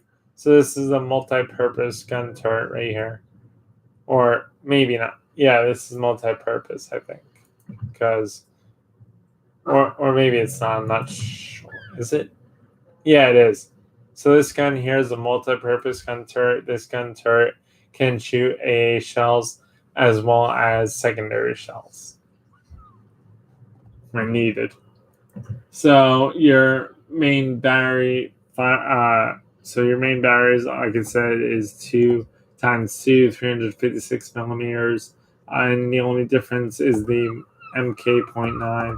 One's MK.8, one's MK.9, and your secondary armament is 127 millimeters, 127 millimeters dash 25 MK.13 on a MK.27 mounts. So that's the mounting of the gun itself. So that's it's a MK.7 mount. So I'm guessing that's the mount right there that they're talking about. Your secondary guns, you have 10 secondary guns, and they are, I'm sorry, you have 8 of these 120. Wait. Okay, I'm sorry, you have 20. No, I'm sorry, you have 18 secondary guns, apparently, from what I'm looking at. But one has the dash 27, so one has the dash 25, MK.13, and this has the MK.7. I believe this is a smaller gun than this gun is right here. I believe. I'm not sure. So you have 127 millimeters dash 25 MK.13 on these guns. On a MK.27 mount, and on these guns you have 127 millimeters dash 51 on an MK.7 on a MK. Yeah, I'm sorry. So these guns, secondary armament. These guns are also secondary armament as well as these.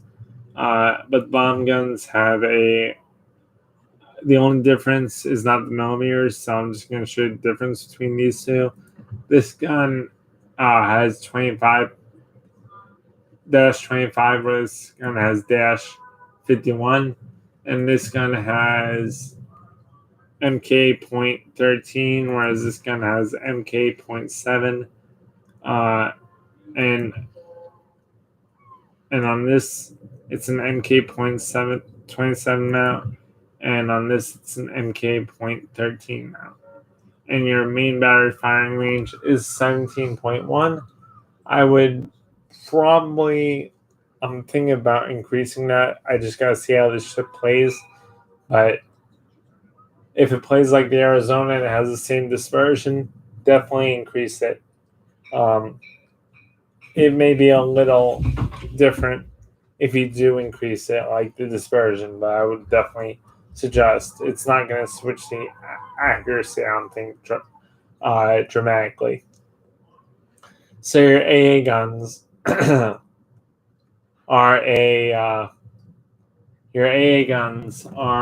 your first AA guns are 12.7 millimeters Browning, are 12.7 millimeter Browning guns on a single mount, as you see. You get 8 of these. Actually, you get 8 of these guns. No, I'm sorry. You don't get 18 of these guns. You get 18 secondaries with different mocks, as shown, and you get 127 millimeter Browning guns on a single mount. So that's the mount. Where's the gun? Oh, that's the gun. Dang, man. So that's the gun right there, apparently. I think that's the gun. Right there. When my mouse is on. And those Browning guns on a single mount. And you get 8 of these times 12.7 millimeters thick on a single mount. These guns are AA guns, 7 points. These guns are 7 point. These guns are also AA guns, and you get 76.2 millimeters dash 50 MK.10 on a MK.11 mount. You get 4 of these times 1, 76 millimeters. And on these guns, basically the same. No, these guns are bigger actually. These guns are AA guns and are also AA guns, and carry 127 millimeter shell and 25 MK.13 on an MK.27 mount. You get 8 of these times 1, 127 millimeters, and your continuous damage is 109. Damage by shell explosions is 1,190.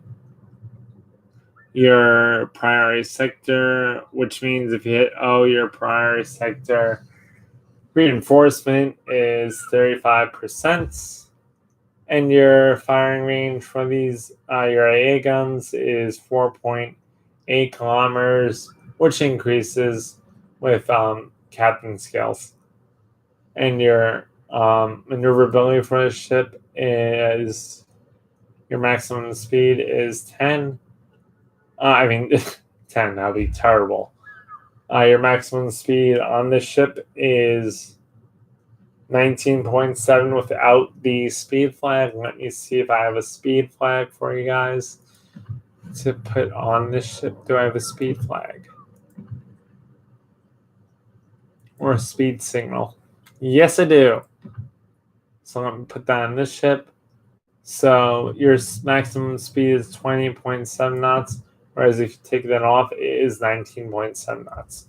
So you're gaining like 3 knots. So, or 0.7, you're gaining like nothing. You're gaining like 0.7 knots.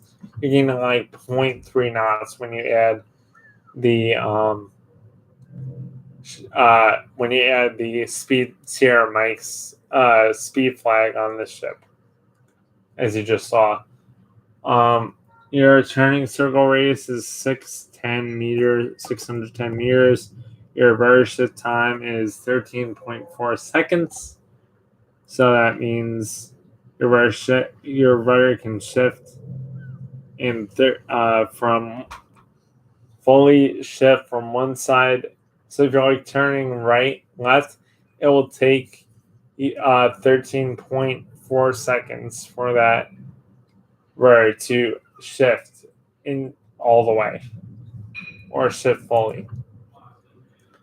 Now, if you look at the concealment on this ship, which I can't pull up right now for some reason, give me a sec. If you look at the concealment of this ship has a detectability range by sea of 13.1 kilometers, which is pretty good, in my opinion. Your detectability range by air is 10.2 kilometers, which is better than your detectability range by sea. So that's good. And your assured detectability range is 2.0 kilometers. And your detectability range after firing your main guns in smoke is 11.7 kilometers. So a ship has to be 11.7 kilometers. Now, look at this. So if you get the increase in your secondary guns, that's why I said have the advantage, because you have a 11.7 kilometers and your secondaries can reach out to with the secondary upgrade that I have on this ship. Now, this is just with the upgrades that I put in. This is not fully new. Like, this is not without any upgrades. This is with upgrades, what you're seeing. So now look at the secondary firing range. Your secondary firing range now is, I'll go over this in one sec, guys. I'm just looking at something real quick. So my secondary, it should say secondary gun somewhere. Secondary firing range is 6.6. So basically, I do have, they see me, but they can shoot me, but once they get 6 point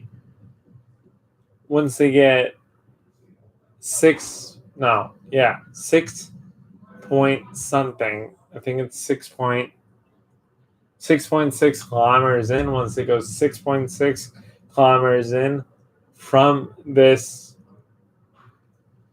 so once they get to 6.6 kilometers, my secondaries are going off. So they have a 5% chance without my secondaries going off to shoot torpedoes. That is very good, I think, in my opinion, to have that small gap or that small window for them to fire their torpedoes without. Now, get this too. They're running in. They're going to be running in quickly, probably speed boosting in to kill the ship. So if they do one thing wrong, if they get too close, well, they're getting shot by secondaries. That's why I have that small window, just in case they use a speed boost to have that advantage. And your particular range after, but that's in smoke. So if they're coming close to you because they don't see you, then you only have to move closer to them to get them into secondary range. So now let's go take this off. Actually, we need this. So I'm going to go AP and is the same for, okay. So let me just do this stuff now. I don't need to, I'm just saying what I don't need to do here. I don't need to do AA. Do I need to do AA? No, I don't need to do AA. So I just need to do the, I'm just saying what I need to read to you guys. Okay, so I only need to read to you the first part, which is the secondary guns and the other guns as well. And then I'm going to go get a drink real quick, and I'll be back to do the first battle with this ship. So your main battery guns. I'm not sure. This gun has a 40-second reload time, and so these guns, the bigger guns or the smaller guns. I'm sorry, the smaller guns have a 40-second reload time, 180-degree turn time. Maximum dispersion of this gun is 231 meters, and the HE shell is 356 millimeters, HE 1,400 pounds, I believe, or pounds is, I think, I'm just going to say LB. 1,400 LB, and your maximum HE shell damage for this gun is 4,900. So if you shoot a ship, that's the maximum damage that gun can do to that ship. Your chance of causing a fire on the target if you're using HE is 27.0%, or 27%. Your HE shell armor penetration capacity is 59 millimeters, and your 56. So I didn't miss anything. Maximum shell damage, HE shell. So that's the HE shell, and the maximum HE shell damage is 4,900. And your HE shell armor penetration capacity is 59 millimeters. AP shell is the 350, your AP shell, and your HE and your AP shell on this gun is the same, and it's going to be your AP shell 356 millimeters, AP early 1,400 pound LB. So early 1,400 LB.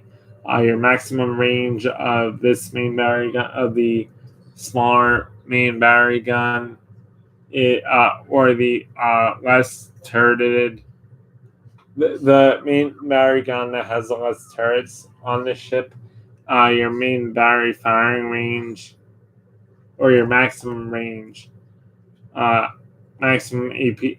Okay, so that's your AP shell damage. Your maximum AP shell damage is 1,000 with this ship.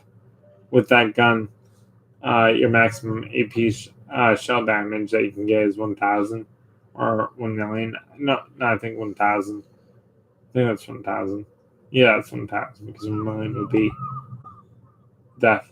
But or is that not 1, 2? No, second. No, that's 1,000. So your maximum AP shell damage is 1,000. Your maximum range for your AP this gun is 17.1 kilometers, and your initial AP shell velocity is 792.0 m-s. and your initial HE shell damage for the smaller gun or the less turreted for this gun is your initial HE shell damage would be 7,900. No, I'm sorry, 792.0 M-S. So now if you go to the for this section, if you go to the now if you go down one more, I wonder if the reload time or if something's gonna be different here with the guns, with the gun damage or the gun. Let's see. Oh, that's stupid. It's different gun and it's the same dispersion. So they did not switch that. That's stupid. I thought they would. But anyways, that's good too because it is a different gun. It should be changed, by being that like it's a game that would be bad to do because this is the only ship in game that's like this, that has the gun set like this. I believe that. Let me just see if the Kansas does. I think the Kansas is 3-3-3 or 3-3. Let me just see, where's the Kansas? Yeah, the Kansas is 3-3-3. So I wish they did that though, but that'd be pretty cool. But that'd be also annoying if they did do that because of the minor dispersion from that gun. Or if you're only having that gun reloaded, then you have this more dispersion. That it's just the game, so I expected them to not do that, but that'd be pretty cool if they could make that realistic. Because generally, it's a different gun than the gun on the bottom there, so you're gonna have a lot less dispersion, I believe, of that shell.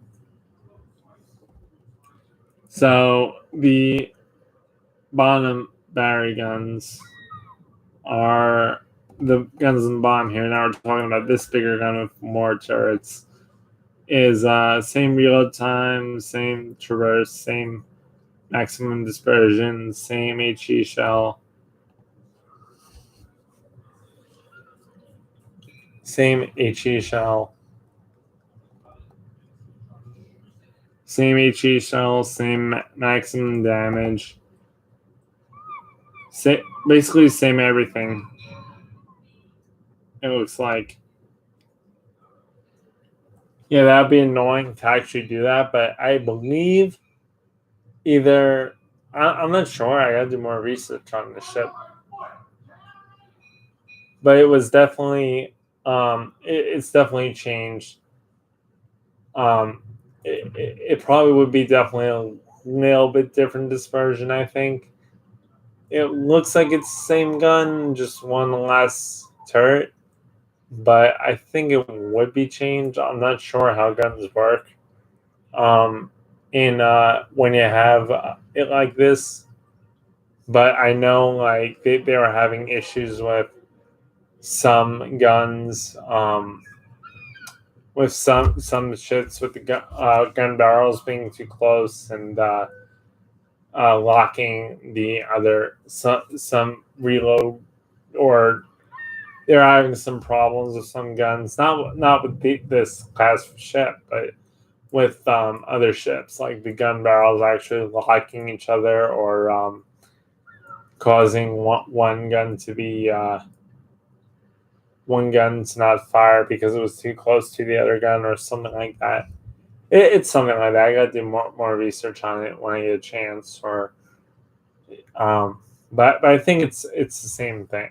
It's probably just minorly different, I think, in real life. So, but in game, they're the same, as well as the secondary guns are the same. You get they look the same, even though they're a little bit different. They should be. Let me see. Nope, they're actually realistic. Okay, good. So they actually made the secondaries realistic, but they didn't make the guns realistic in terms of the real time. I'm guessing this is the same gun though, but it looks like the same gun actually, so it would be the same real time. It's just it's just one less turret. But I'm wondering how that would work, if that would have less dispersion or more dispersion if it had one less turret. I don't think it would be that much, but anyways, let's get back to the review. So they do have different secondaries. So the secondaries are one. These secondaries reload. Think, think. I think this is Top Gun here. So secondary armament is 127 millimeters. I already read that. But the real time of the Top Gun, the top secondary gun on this ship which is the gun right here. So that gun real time is 4.0 seconds. The HE shell is 127 millimeters. HE-HC Mach 30 MK36. I'm just gonna say MK because I don't know what that means. And so that HE shell is 127 millimeters. HE the HE shell is 127 millimeters. 127 millimeters. HE-HC MK36. The maximum HE shell damage is 1,800. Of that secondary, it looks like. And the chances of HE shells causing fire on these secondary guns is 9.0% or 9%. The HE shell armor penetration of the secondary guns is 21 millimeters. HE shell armor penetration capacity is 21 millimeters.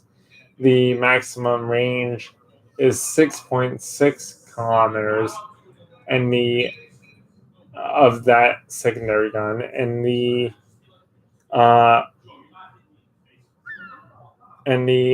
initial HE shell velocity of this gun is 656.0 m-s. So with these other guns now, the secondary real time is 6 with the bottom guns, which are these guns right here, which is this gun right here. This gun right here is let's see, it has a 6.3 second reload time. HE shell 127. So it's basically the same as this, it looks like. Besides the chances of that of this HE shell on this gun causing fire on an enemy target is 6.0 or 6%, and this one is 9%. I guess this is a bigger shell or something like that, or that's just how it's set up. So HE shell armor, your HE shell armor penetration is 21 millimeters, and your same with this gun, and your maximum range with this gun right here is maximum your maximum range of that gun is 6 kilometers with that secondary gun, 6.6 kilometers, and your initial HE shell velocity is 9,900. I'm sorry, your initial HE shell velocity is 960.0 m-s. So I'm going to actually go get some more real quick, and then I'll be back, and then we will do a battle video for you guys. You guys can look at the ship. And also what I'm going to do for you guys is show how the camo looks with both of these. I'm going to show you, I'm going to do 3 battles in the ship and show you how the camos look as well, because we got some pretty cool looking camos with this ship as well. So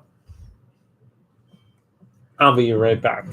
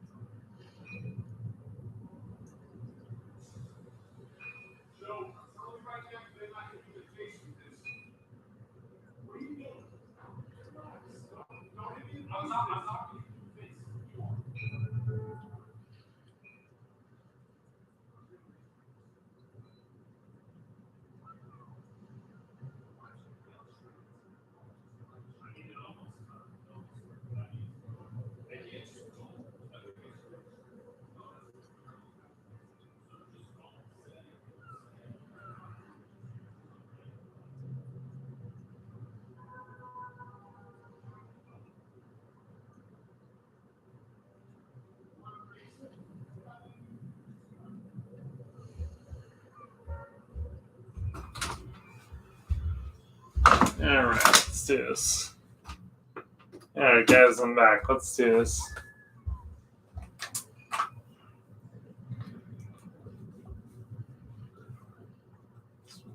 So we're going to do 3 battles with all 3 camos on the ship. I think this is going to be a fun ship. Let's see how she plays.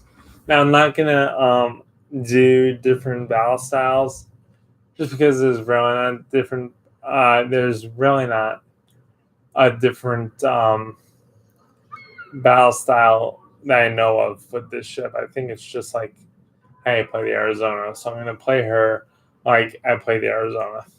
So enjoy.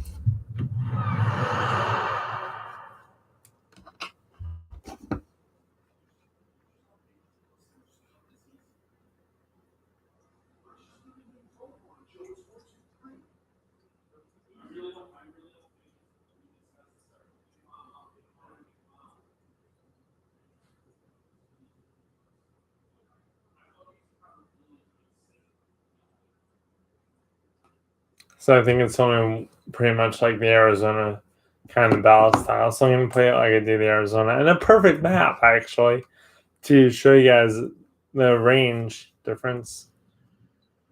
So this is the first camo that we're going to be using. Action stations. So far, I love this ship.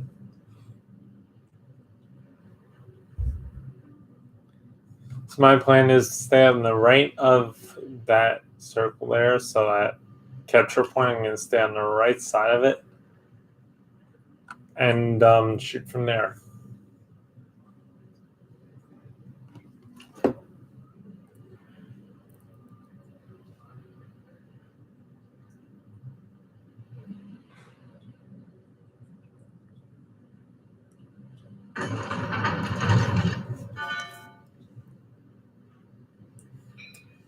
I think this has the same armor as the Arizona, so I think just less his hit points. I almost said like his points. Oh, and I also got to show you guys the difference between the Arizona and the Oklahoma in this game, and this as well, which I'll actually do in part 2.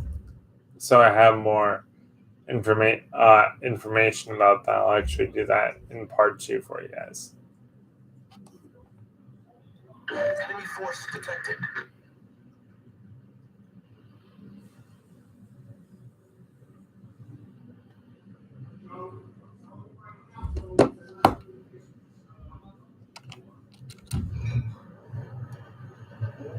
It's a nice range.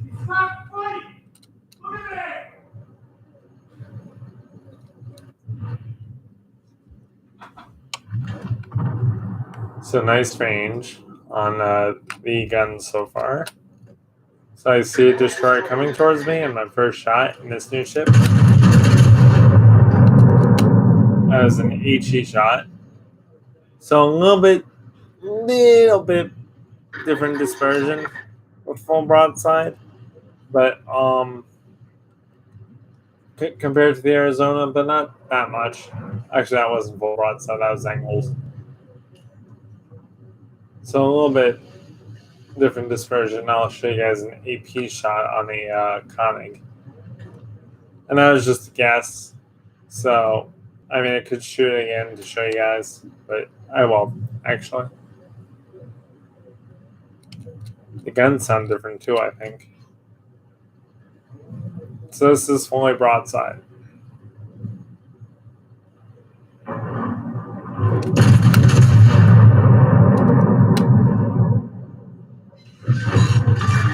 Pretty much like the Arizona. I was just a little bit.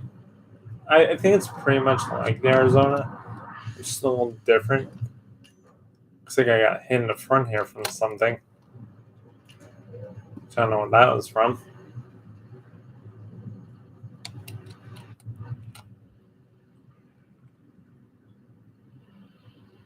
If I turn here, yeah, I definitely got hit in the front. Look at that. Wow. Probably from a torpedo, maybe? Or something. So normally I wouldn't want to do this, but yeah, this is, I'm going 15 knots right now. And try again on the other side of this mountain. Or actually. But yeah, you have 40-second reload time, but let me see. You can't shoot that. I hate destroyer gameplay anyway. I'd rather play this than the destroyer. So I wouldn't necessarily go farther range, and this is what you guys are seeing right now. This is why I wouldn't go farther ranges with these ships. I'm actually going to use this at this point and shoot at this. Nice. Those guns definitely sound different. So you can see the shells are pretty much accurate from where I shot. I'm going to help this guy.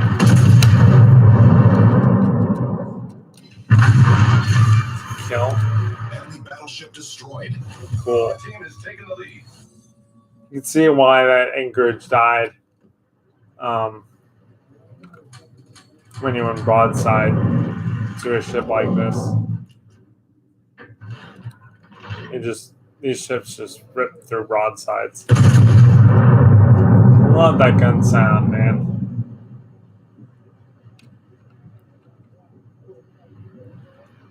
You can see it pretty much accurate In my opinion, it's pretty much the same as the Arizona. Maybe a little bit different, but pretty much the same accuracy. Where you shoot is where your shells go. This is a little more dispersed anyways. That's just how the spotter plane works. You can do farther range if you want. I just don't necessarily like doing this because of how much stuff I have, but I got defended from that. So you could do far range, or you could get extended range where it goes a little more than this. But you can see the difference in the actual shell. You get a tighter shell group, whereas you're going to be more dispersed than this if you get a bigger or more dispersed. If you go get the longer range, your shells will be more dispersed than they are in what you're seeing. I'm gonna hit that definitely. Yeah, this is closely like the Arizona. Now you're probably asking why would I get this ship compared to getting the Arizona?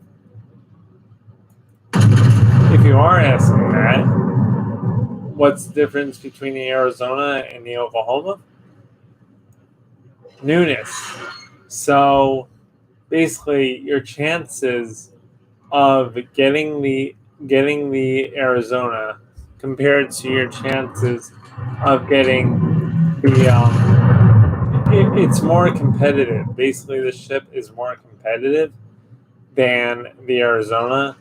Due to people know how to kill the Arizona. It's more of a newer. It's from the same era, but it's a new ship in wargaming. So if you're the Oklahoma in a game, it's more harder to. It's gonna be more harder for the enemy to destroy the ship because they don't know what the armor scheme is and what the ship setup is. That's one reason why I would suggest getting the ship is because it's more newer. And basically you can get it now for free, whereas you have to pay for the Arizona now. You can basically get an Arizona for free if you wanted to. If you really want to, you could.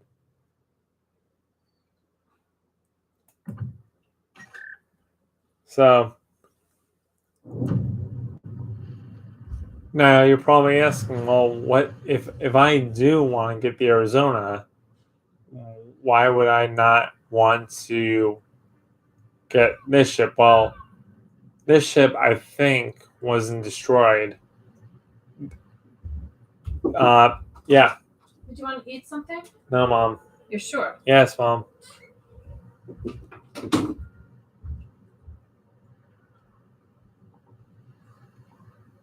So this ship is less historic than the Arizona is. The Arizona is sunk in Pearl Harbor right now due to the Pearl Harbor attacks, but the Oklahoma is, I think, was not sunk or was refloated. I'm not too sure about that, but I think it was in Pearl Harbor as well. I have to do research on that, but I'm not too sure about that. So, in my opinion, you get 1, 2, 3, 4, 5, 10 guns on this ship. 6, 7, 8, 9, 10. So you get 10 guns on this.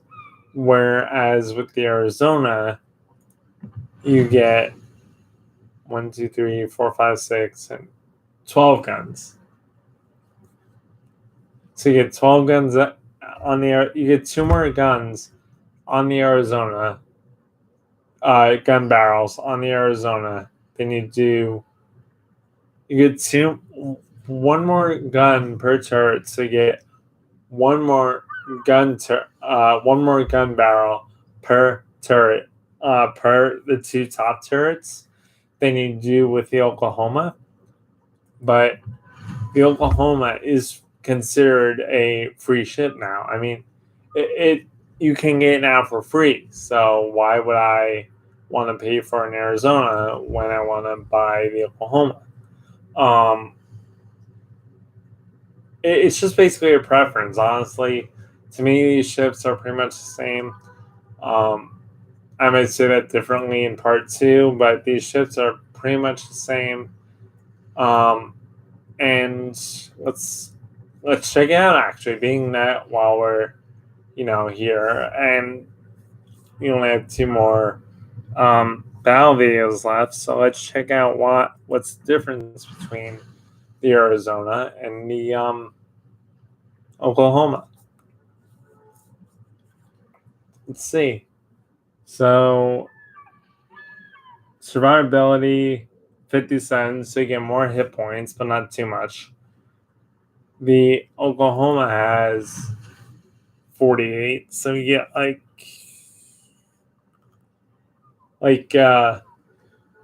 was it 10 more hit points or 9 more hit points?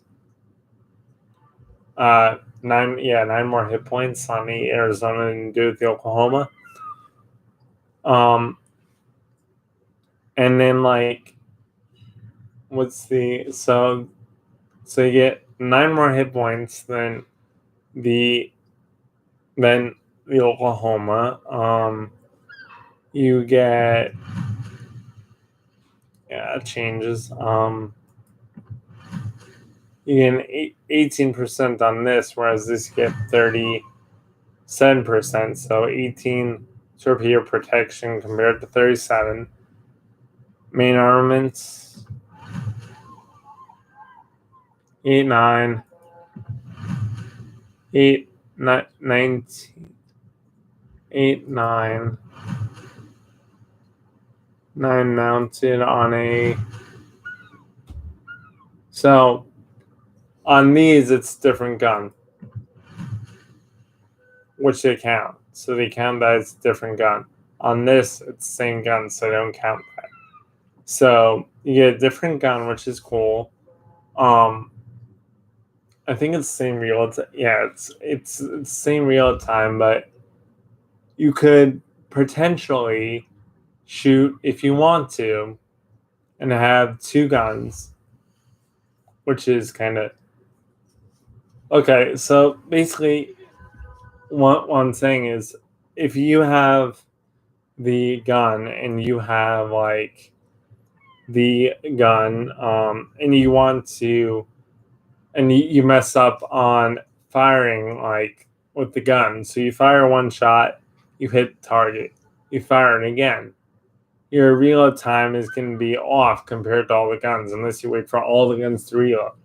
So if you don't want to wait for all the guns to reload, you have a better chance of killing a ship with the Arizona because of its turrets, its 3-gun turrets, rather than killing the Arizona with the Oklahoma, which has 2-gun turrets in the front. That's just one reason to get the Arizona as well. Secondary guns, pretty much the same, I think. Or it's going to be pretty much the same, I think, right? 127. 127. Yeah, you're just missing a gun.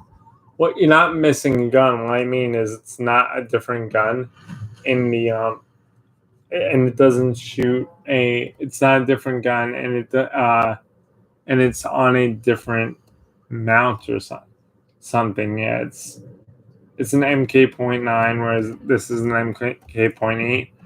These are MK.8s. So you get an MK.9 gun. Which is, I think, a newer version of the gun, I'm guessing, compared to what I'm looking at here. So you get that. So it's pretty much up to your playstyle, what up to what you think is a better ship. Generally, I would go with. I would honestly, now it's just me, go with the Oklahoma. get the Oklahoma before it's fully premium. It's premium ship now, but you don't have to pay for it, and it's not available. So get the Oklahoma before you have to spend coal for it. And you don't have to pay for the Arizona. So if you have the Oklahoma, technically, if you have a limited amount of money, it's really up to you. Like if whatever ship you prefer, the Arizona I would say is definitely more historic than the Oklahoma is, from what I know. But it's the same armor scheme. So if I was to rate the Oklahoma from that game that I just played, and I'll rate it again at the end of the video, I would rate the Oklahoma 10 out of 10. Same pretty much, or 9 out of 10 because actually 9 out of 10 because of that gun. It is a newer gun, I believe, but it is a if you look at it, so that's kind of a disadvantage if you look at it in terms of a shooting point of view. But if you don't, then it's 10 out of 10. If you're just looking at armor is the same as the Arizona, 10 out of 10. The guns are different, so 9 out of 10. The so armor 10 out of 10, guns 9 out of 10. That's how I rate the ship. And in terms of dispersion, 10 out of 10, pretty much the same as the Arizona. So in terms of this ship layout, so the gun layout, I'm not talking about every all or nothing battleship. I'm talking about just the gun layout. This ship is different than the Oklahoma. Now if you're like, so I have an aircraft. I have a now if you want to, you can do this too. If you have enough money. What I would suggest doing, now it's just me, if you have a limited amount of money, but you want to set up a battleship with long range, and you want to set up a battleship with a fighter, get the Arizona and get the Oklahoma. That's what I would definitely suggest doing, because pretty much I just played my first game in the Oklahoma, and it pretty much plays like the Arizona. Next video, I will show you gameplay between the two different ships. Because I play this ship better, obviously better than the Oklahoma, because I don't know the full armor scheme of the Oklahoma, but I want to have it equal so I can show you guys the both of the armor to its full potential, basically. So basically, but you get, now look at this. If you want to buy the Arizona, you get more camos. If you like collecting camos for ships, you get more camos with the Oklahoma and more cooler camos than you get for the Arizona, in my opinion. So if you look at this, gray or blue or navy blue or navy black or blue, however you prefer. And with this one, you get this camo. You get that camo if you want. I don't really like the camo, but you get so you get, if you count that camo, you get 2 camos for the Arizona, and you get 2. Well, if you count camouflage, you get 1 camouflage for the Arizona, and you get 3 camouflages if you have the if you completed that what is it called, the collection for the updated for the changing camouflages like this. So it's really up to you guys. Honestly, I think these ships are pretty much going to be competitive. I don't see a major difference in them compared to having the Arizona, although this looks pretty sweet. This definitely looks pretty sweet. And it has a blue turret in the back, whereas this, it does not, it just has those. So let's go with the. Oh, and by the way, what's really interesting as well, as we load this game up, the second game up, these ships were, so they were series ships, so they were in series of ships. So each ship has series, and the way they distinguish that series is by the top gun. So by the color of the guns. So you could see in the Arizona, the guns are red. If you see in this ship, the guns are blue and red. So this was a different series than the Arizona was. Also, something to note: the Arizona is an older ship in World of Warships as this ship. So the graphics on this ship are going to look more realistic than the graphics on the Arizona. Not by much, but it just depends on how and when and how they grade these ships. So if you look at that compared to this, that's the difference. And you can see that there's no bags here. There's no gun bags. The gun bags are, I believe, in here. I think they are in here. No, they're not. They're not. It's just the barrel. Okay, so it's pretty much up to you guys. I mean, if the more competitive ship, I would say, is the Arizona, but the more better ship to have is the Oklahoma. Due it being newer to World of Warships and more of an advantage now than the Arizona would be. In terms of speed, I think is I wonder if speed is different. I wonder if they would switch the speed. That's what I'm curious about as well. If they would actually switch the speed. Let me check that real quick. If I can find the Arizona again.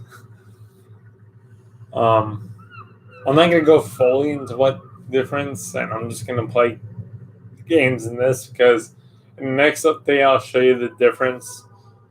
The difference better between Arizona, but I'm just checking some minor differences so I don't have to go over them in the next video that I make of this ship.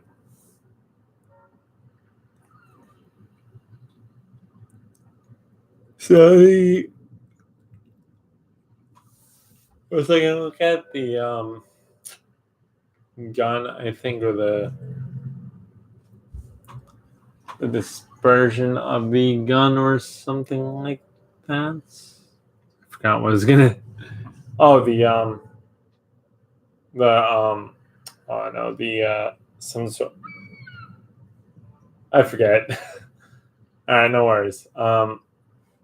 Survivability is. Oh no. It was something with the thing, right? Something with the. Something was something I forgot. I just said I forgot. Something with the reload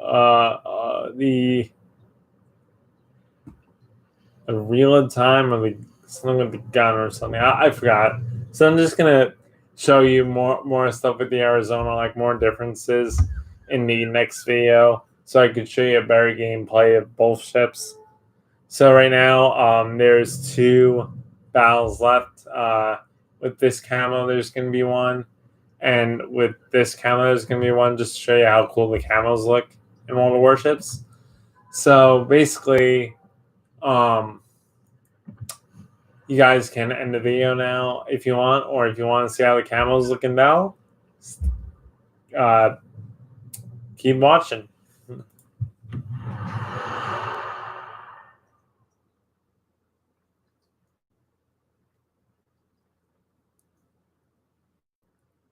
So yeah, I'm definitely going to be using this ship for a while,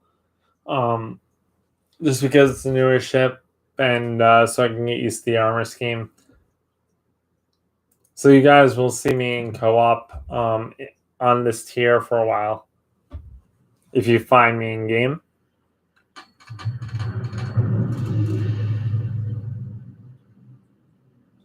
I know I remembered it, but I know it's in the video somewhere, but I forgot it, so I don't want to waste time and try to remember what I General quarters.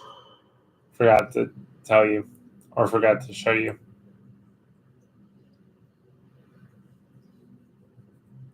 Which we'll end up probably looking at it.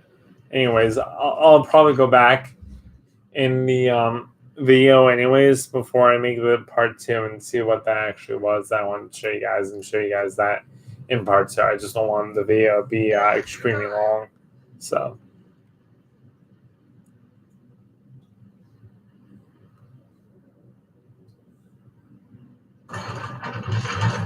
alright, so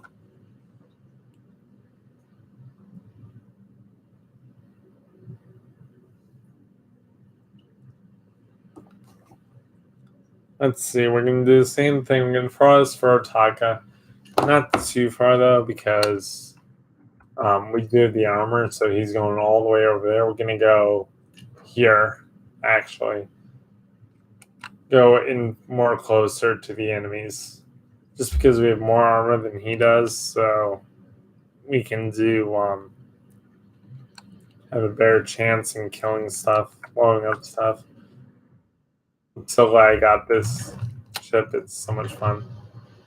Enemy cruiser detected. Like, I should be able to show you some secondary gameplay too, if I get close to a. Yeah, this ship is pretty much the same speed as the Arizona. Oof. If this ship gets close, I can show you what I mean by this destroyer gets close. I can show you what I mean by having secondary guns as an advantage.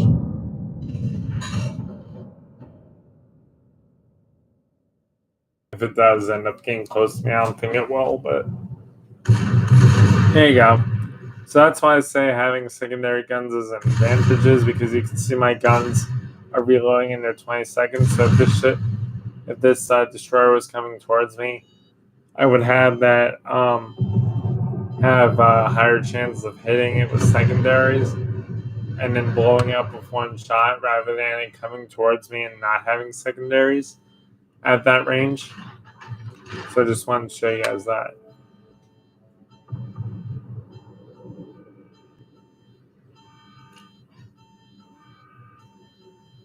Okay, they blew up that ship. I'm actually going to go over here, slow down, do some coastal battery shooting, even though I don't know if this ship is used for that, but I think we have the range on this for Otaka, so love the gun sound. Citadel. Enemy heavily damaged. I'm just going to sit here and do some it's just slowing down. So, do some coastal battery shooting, because I have range on both of these ships anyway. So I'm angled, so it shouldn't do too much here. The ship is on fire. Yeah, this is the same pretty much as the Arizona. I don't see any difference. Really, any noticeable difference besides gun sounds. And the little bit different dispersion, but pretty much the same as the Arizona. Problem solved, sir. Do not have the range, so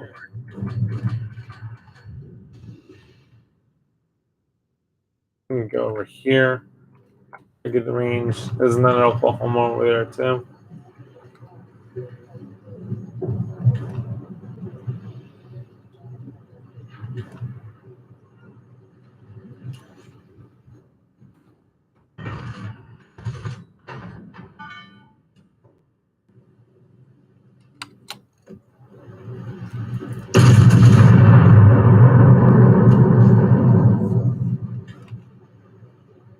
I just love how the ship looks. There you go, another hit. Penetration, no pin.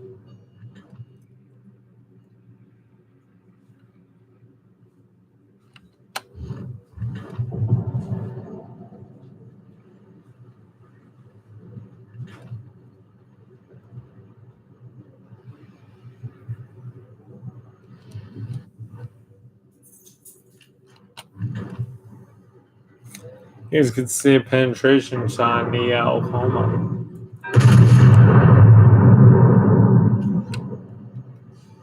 This is good too. I love using AP on these ships.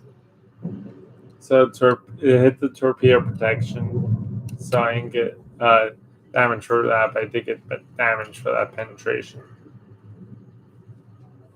Love showing this as well with the same ship to show you guys how well the armor works. Our victory is in sight.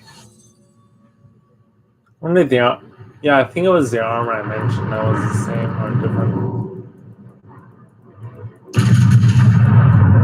Let's see if it goes above those mountains. Cool, I didn't hit that gate before I was going to hit him.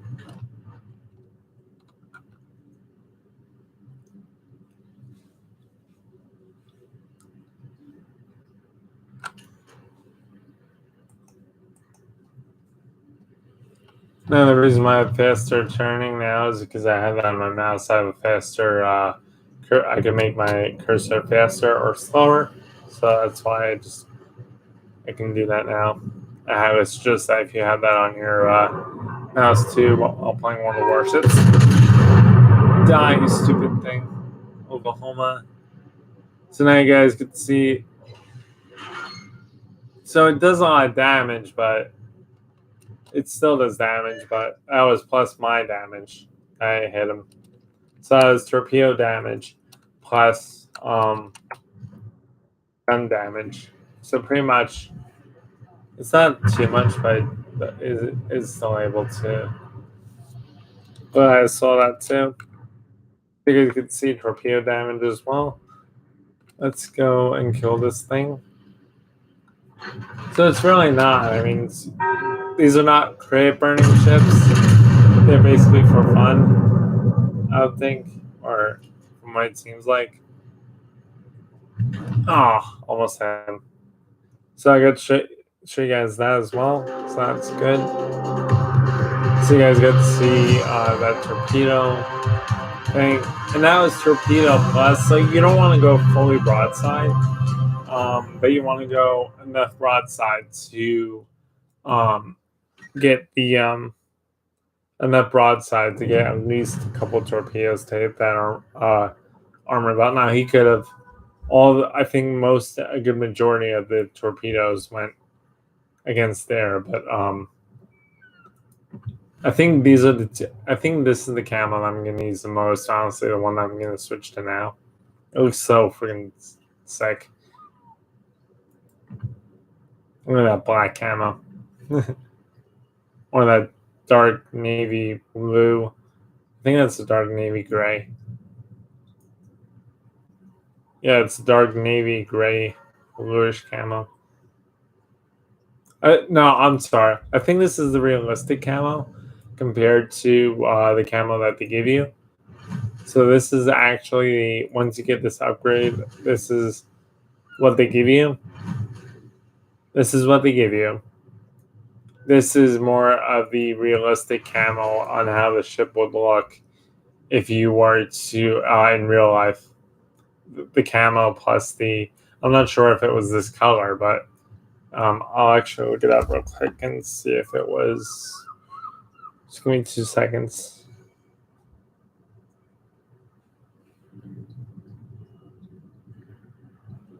Let's see if it actually was.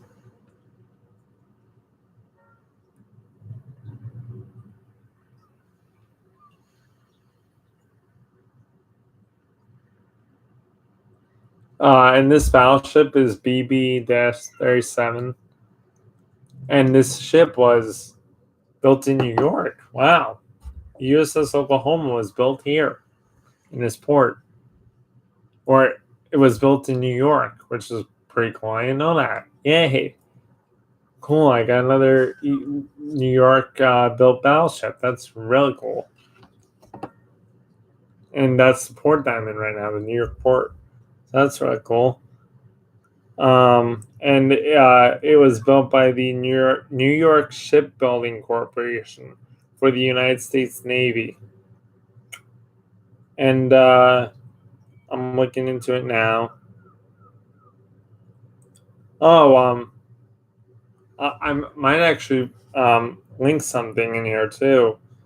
There's a Pearl Harbor USS Oklahoma, the final story. So I might link that as well too. Yeah, the ship was in Pearl Harbor, USS Oklahoma, final story. So there's a bunch of stories if you look up. I might link one too on my YouTube, or I might play that live actually after this.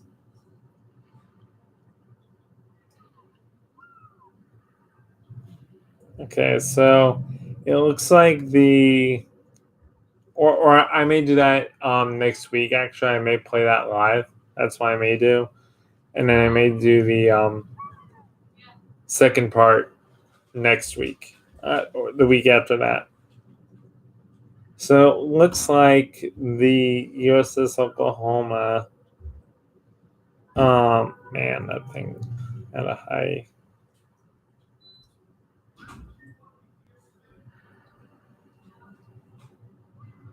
Yeah, it looks like this was the setup for her, or this is the actual paint scheme for her. I'm not sure. I'm trying to find it.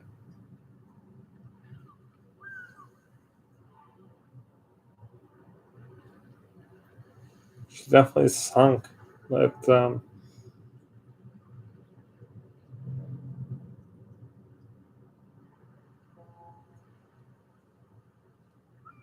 she's definitely sunk because she's listing in some of these pictures.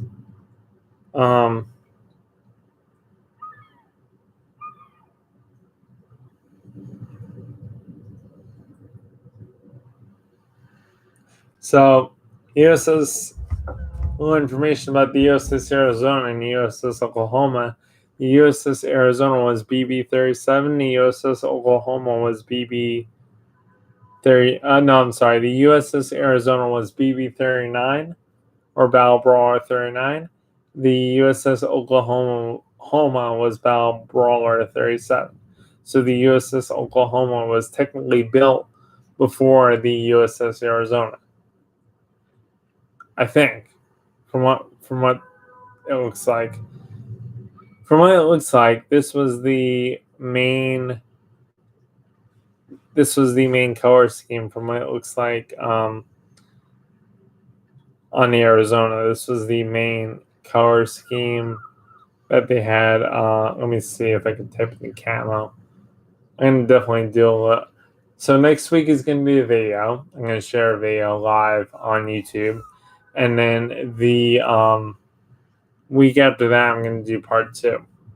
I don't know the day, but I'll definitely do that for you guys.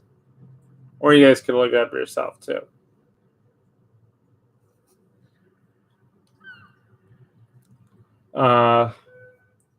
USS Oklahoma. Camo. So right now we have one more game after this, and it looks like the camo is actually light gray, so it looks like the camo in real life was hang on, if it lets me, there we go, was actually this camo and not this camo. That's what it's actually looked like. So this was the realistic camo in that it had on in real life.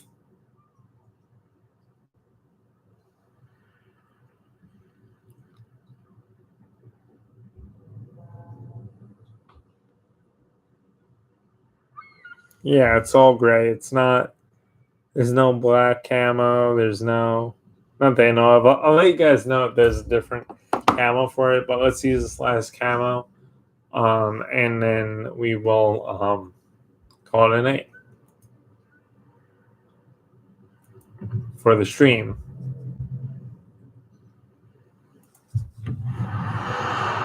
I'm probably going to use this camo anyway, but because it looks cool. So this is the navy blue camo, which most the Arizona and most of these ships did have navy blue. I'm not sure exactly though, but I am sure that the USS Arizona had that navy blue camo that I showed you and in the video. That's camo that I actually had in real life. I'm not sure if the Oklahoma had gray scheme or navy gray camo or a navy blue, like a dark navy blue camo like you see now. I actually prefer this camo. This camo looks nice. Wow. I'm surprised they didn't release this camo as a Black Friday ship. Although then it won't be available for free. So I'm glad they did this. This is like a navy blue or dark navy blue or royal blue or a black. It's definitely dark blue. It's not black. It shouldn't be black. If it is black, then yeah, it's a dark navy blue. Dark navy blue. It's not black. I can show you a black camo on one of the warships on my Black Friday ship, Sims, compared to this camo. And this camo is navy blue or dark blue. Okay, so on this map, we're going to go straight. We're going to stay in open water and blow up some stuff. Definitely like this camo.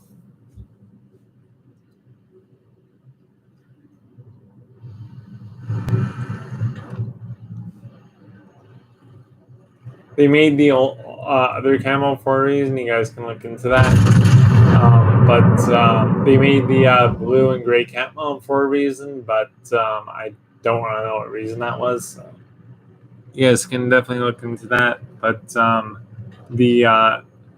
it's supposed to be something like this or that gray camo that I showed you earlier. So let's shoot this ship. I would also angle. I wouldn't go fully broadside with this ship because you will get citadelled. Unfortunately, there's a higher chance of you getting citadel going broadside than you not going broadside and getting citadel.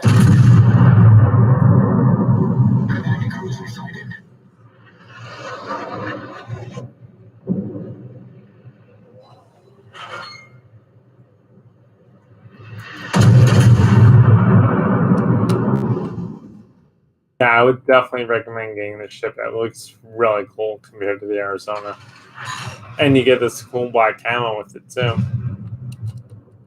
So like I'm doing, I'm adjusting before I get near the ship so I can blow it up easier and not get citadelled. So I'm adjusting before I get closer to the ship rather than getting closer to the ship and adjusting my angle.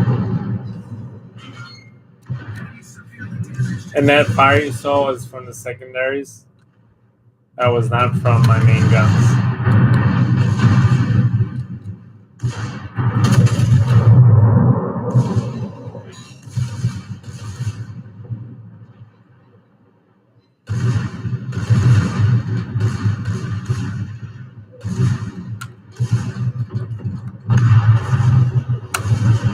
So I'm adjusting a little bit, but I'm still aiming for the citadel. I'm not aiming for citadels, but I'm aiming for a little bit of the citadel. And I'm letting them on fire, but I'm not worried about that because it just got a citadel. So, and killed them. So now I can repair Okay, so you can get hit with this ship seems to have less AA than the Arizona does. Less AA damage and stuff than the. Hang on, guys. Problem solved, sir. But you could always use that O and destroy it that way too.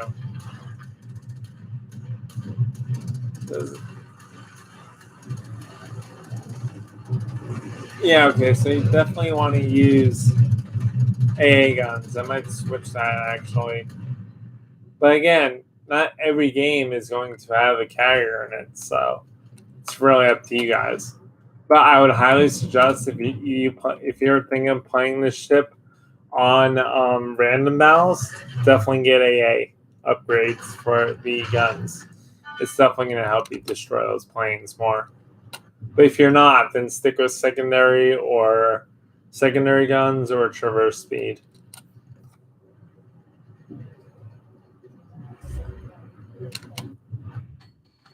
Because you just I'm basically not even doing anything. I'm showing you guys everything I always wanted to show you. Oh, okay. So he's showing me that's another Oklahoma. So I got angle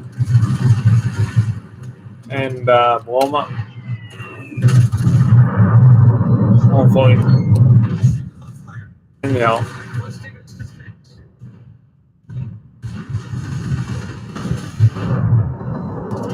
so you can see full battle Oklahoma versus Oklahoma for the last video. So like I said, if you go full broadside like this, what happens? Yeah, I'm gonna. Oh my gosh, they're dropping on me like crazy. I want to go full broadside, but not now because I gotta support my team. So Problem solved, sir. yeah, these planes are just taking advantage of it.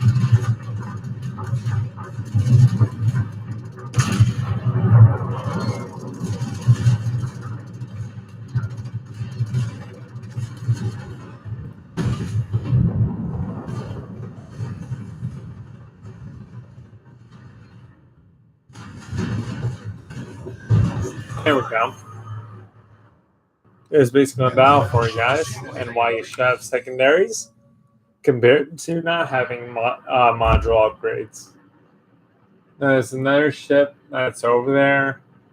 I'm probably going to end up going because I have weak sides, like I said, so I'm probably going to weak broadside. So I'm going to probably go left of him so I'm not right up against him. If he doesn't get shot, and he's backing up too, so I'm highly thinking of doing that. But again, I mean, it's up to you guys. If you guys want secondaries, like I just showed you, or AA, it's up to you guys. I would recommend either AA. I'll show you once again for at this match.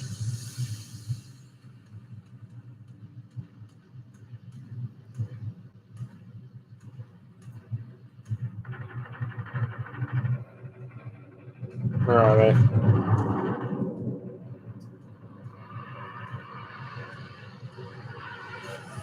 Yeah, I should back up because he's coming this way.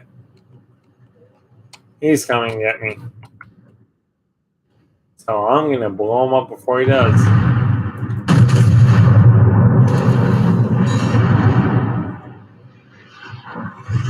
Tell my teammate needs support, which I really don't, but whoa, actually, yeah, that might have been that's why I don't want to be angled too much.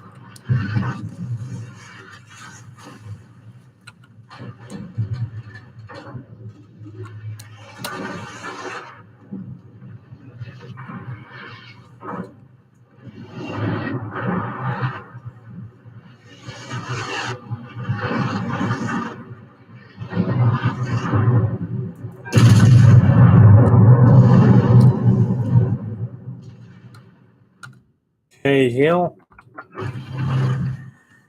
Go after them again. Now, as of all co-op matches, the for some reason the battleships are going after the carrier, which I don't agree with. That's just my opinion. You should kill everything and then the carrier because the carrier doesn't move from there. But again, if you're in Oklahoma or in Arizona, you might want to do that. It's totally your battle style. Angle again.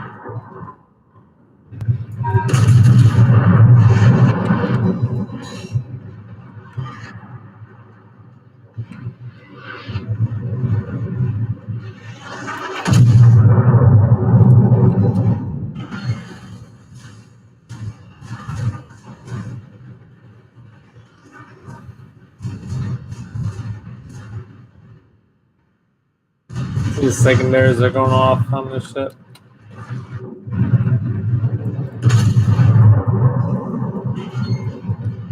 So yeah, his secondaries are going off. My secondaries are going off more than his.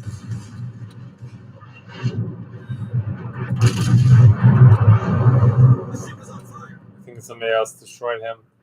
But again, like if you want to, if you're playing the ship in random, as I just saw, get AA guns. If you're not, do not get AA guns because every other game or every game is not always going to be carriers. So you want to have that advantage in the warrior rather than the advantage in the air. Yay, I got steel. Cool, I got extra steel. Yay.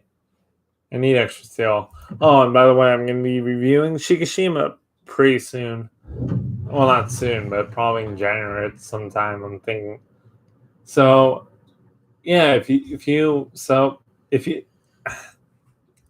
wanting to kill destroyers, like the main problem with these ships is destroyers for you, use secondaries. If the main problem is airplanes, use AA. If the main problem for you guys is guns, use gun. Use this if you want to be more competitive. Use this if you want to be more kill more destroyers. Use this if you want to kill more airplanes, and use this if you want longer range. If you want to be away from the action more than be in the action. So that's basically what that is. That's basically what I think. Anyways, guys, thanks for watching, and I'll be back next week for a video and information about the USS Oklahoma. We're going to do a video watch thing on the USS Oklahoma. So it's just basically giving you more information on the ship. So thanks for watching, and I will see you guys in the next video, which will be sometime next week.